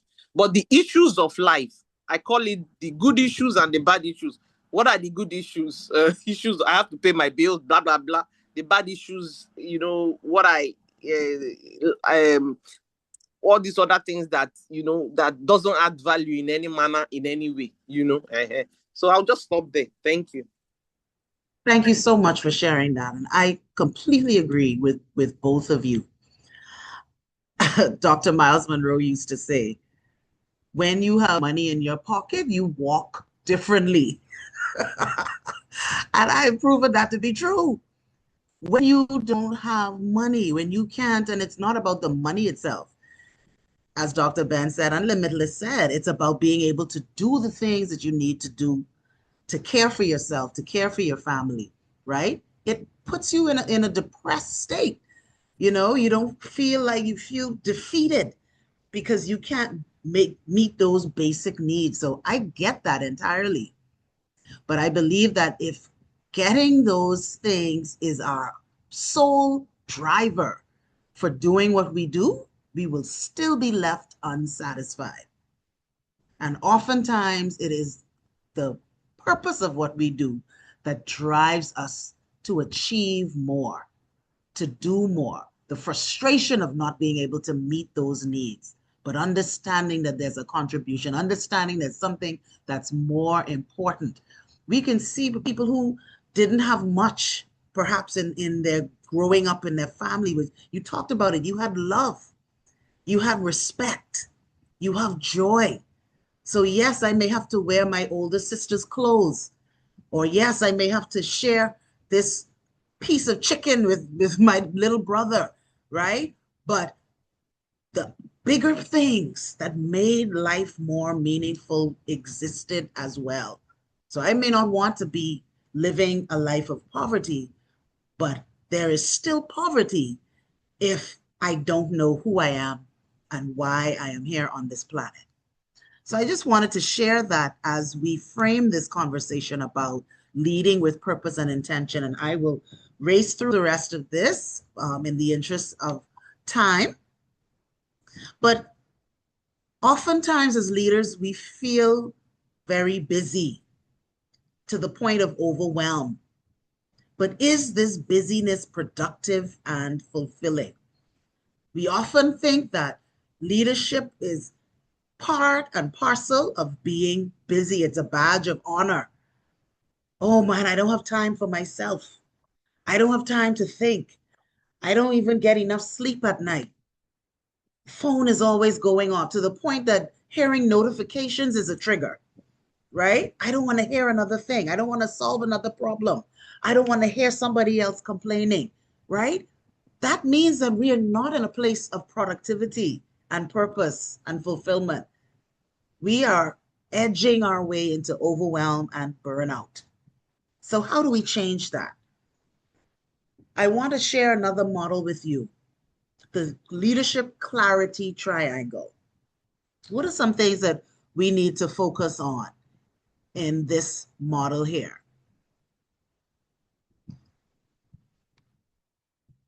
First, we must start with vision. We need clear direction for ourselves and for our team. What are we working for? What are we pushing for? What is all of this effort for? Why are we staying up late at night? Why are we working weekends? What is the point, right? What is the direction that we are headed? And one of the things that I found working in corporate is oftentimes we don't get direction from our senior leaders, our executives, our C-suite. If their direction is just make money, make money, make money, it still leaves people a bit foggy about what are we here to do? And there has to be something more than just making the money. And then we need clear communication. Obike spoke about that. We need to be able to set expectations for our teams. We need to be able to give feedback on what we're doing and how we're doing. And if I'm all of this effort that we're all exerting, because if I'm getting pressured as the leader, I have to push that pressure onto you because we have to meet these deliverables. We have to meet these expectations. We have to get these results. But then I need to know if what I'm doing was it the right thing? Was it what you wanted? Don't tell me at the end of the year when you're reviewing my performance that I completely missed the mark, right? And then we want meaningful connection. Obike shared about this in his session as well. This level of trust and presence as a leader. It is important that we connect with our team. Do I need to hang out with you on weekends? No, but I should be able to connect with you at a level where it's beyond just the work. Do I need to get into your personal business? No, but I should know your name. I should know a few things about you, the things that are important to you, what matters to you. I should begin to know those things as I develop relationships. So my final tips will be really on this model here. How can we exhibit these three areas, this leadership clarity triangle, to be leaders with purpose and intention? So we need to understand and appreciate the power of the pause. So as I talked about about myself at the end of last year, right? I had to pause. I had to make time to think, to reflect, to review, to plan, and to strategize. As leaders, we must make time for this. They will say you have to make time to work in the business, and you have to make time to work on the business. And working on the business means that you're taking time to think, to tweak, to re-strategize if necessary. And this should also include how you think and reflect on yourself. How am I performing as a leader? This is why companies implement the 360-degree feedback, right? To assess you. How are you with your stakeholders in the environment, your customers, your team members, your peers, your people that you report to?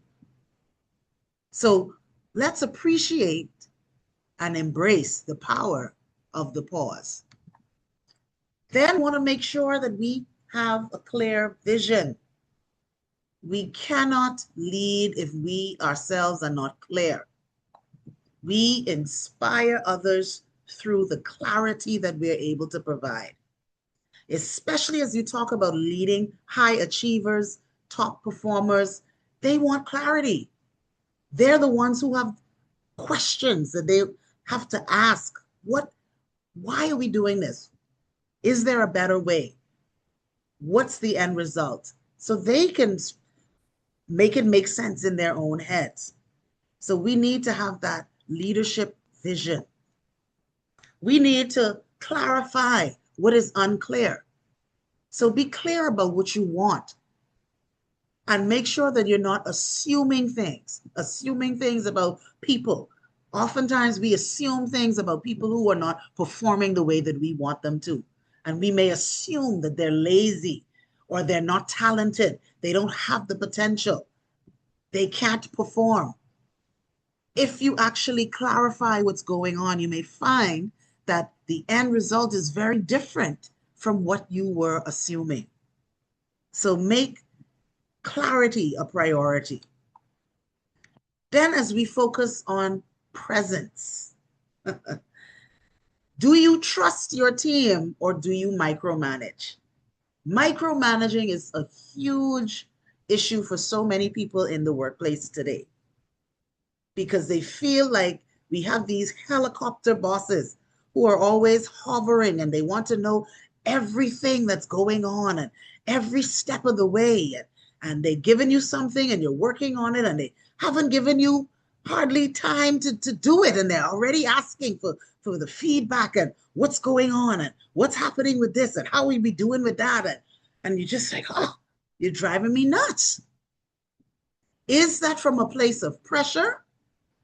Is that from a place of fear? Or is it from a place of trust?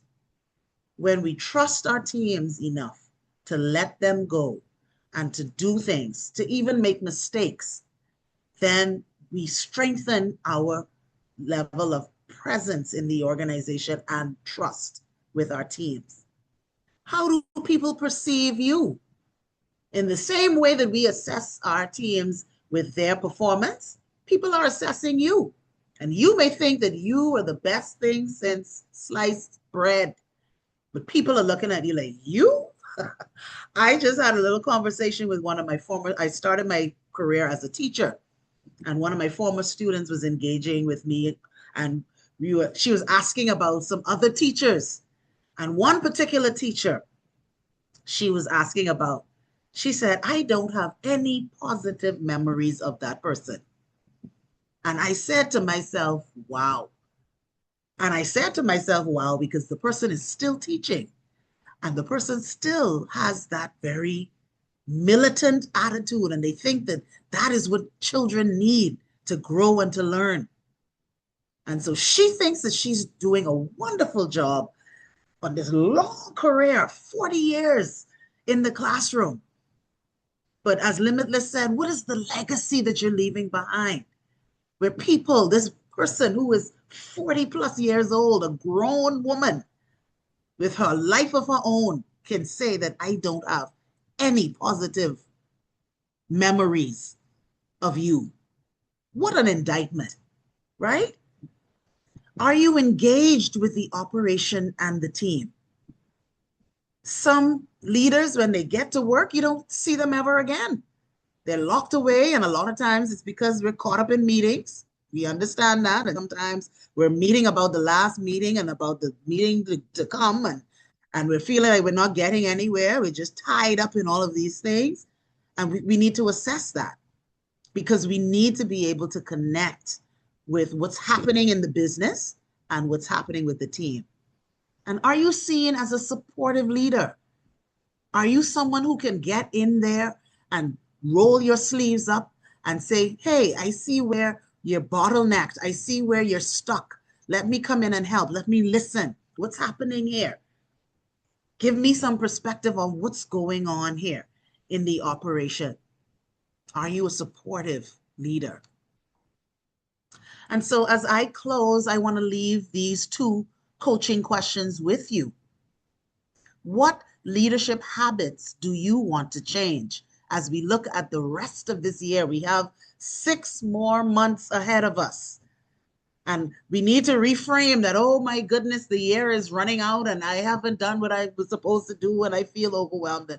Let us begin with changing that. We have 6 good months. What do you need to change about habits that you've cultivated as a leader? And at the end of 2026, what do you want your leadership legacy to be? What do you want your teams to say about you? That you were supportive, that you were present, that you communicated vision and priorities and expectations well, and that you connected with them on a deeper level. And so with that, I will open the floor to any comments. If you wish to answer any of these questions or share anything else, please feel free to do so. And I turn back over to our moderator. Thank you very much. Awesome, awesome, awesome, awesome. Thank you so much. Wow. I like the way we flow, the way our conversation had gone today. We began the conversation discussing leadership. And then here we are now ending the conversation discussing leadership. In between our conversation, we discussed personal leadership, which has to do with resilience, and then corporate leadership at the subordinate level. So you can see the sandwich had been leadership. Leadership as a person, leadership as a corporate leader. Thank you so much.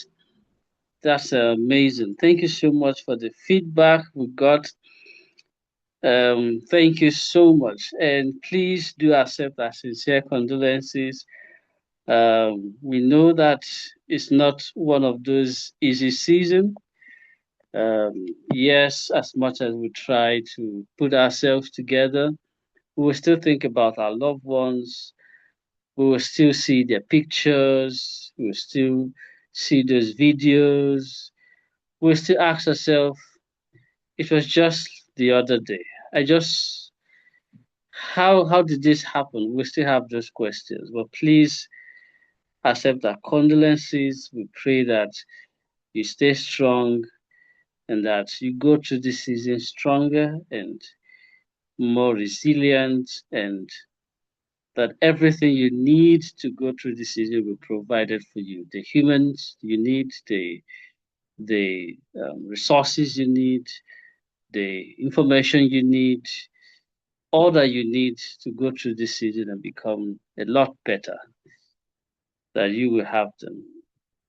And to everyone on the call too, Dr. Ben, and to a greater extension, Dr. Elijah, we can't really, and of course Dr. Kunle, we just pray that as you go through the season, that you will always remember our loved ones, but then the resources, the people, the energy to go through the season become better will be available to all of us every day, every time, every minute, and that our hearts will heal, become better in all. Thank you so much. Thank you so much, ma'am, for that session and for the vulnerability. And to everyone who has stayed up to this point, thank you, Dr. Elijah, for opening the session for today, for that charge. Dr. Elijah's session was more of a charge, charging us into becoming more responsible leaders, more emotionally intelligent leaders. Simmone's closing charge was for us to become more legacy minded leaders, leaders who think beyond today, more transient leaders who are thinking, what's in it for me tomorrow, not just what's in it for me today. And then, of course, our second facilitator mentioned about resilience and also shared her own story of loss. The fact that she had to go from high expectation, pouring all the money in the business, and before her very eyes, see everything collapse, see the building tear apart, see the business nosedive, and she was just at the brink of giving up, losing a lot of money, but had to pick herself up again. And that story was really motivating for us. And of course, to our third speaker, who shared his insight on personal leadership, the fact that you really cannot wait and put the blame on the system or on the structure and what my boss has done, the system I met in my workplace. But that we can be high performers. We can be high performers. And the practical part of it, you know, things as simple as knowing how many times to call your boss. Interestingly, a lot of times people abuse privileges, not because your boss doesn't want phone calls and you've already called him 7 times a day and 5 times and 3 times and twice. Being more personally responsible for how you approach and work with people. Thank you so much to every facilitator. We know we've enjoyed today, and we look forward to another powerful session in June, the Pan African webinar for June. Thank you. We'll be back last Saturday in June. Till then, it has been a wonderful day, and we believe that you'll be able to look at all that we've shared. This recording will be on YouTube. Search for Sam Obafemi on YouTube, and you will see the recording sometime this week. Thank you so much for everyone at Seka Africa, from our boss, Coach Sam, to everybody on the team. Thank you so much. We are grateful, and we pray that you continue to support our efforts at Seka Africa, aimed at helping, empowering people economically and in every possible way. Do not forget emotional intelligence and anger management certification course, June 17th to 21st. It's important that you sign up. For me over here in Abuja, Nigeria, it's been a wonderful day, and we extend our warm regards to your family, to your loved ones, and to you. Thank you. We will see you in June. Thank you very much.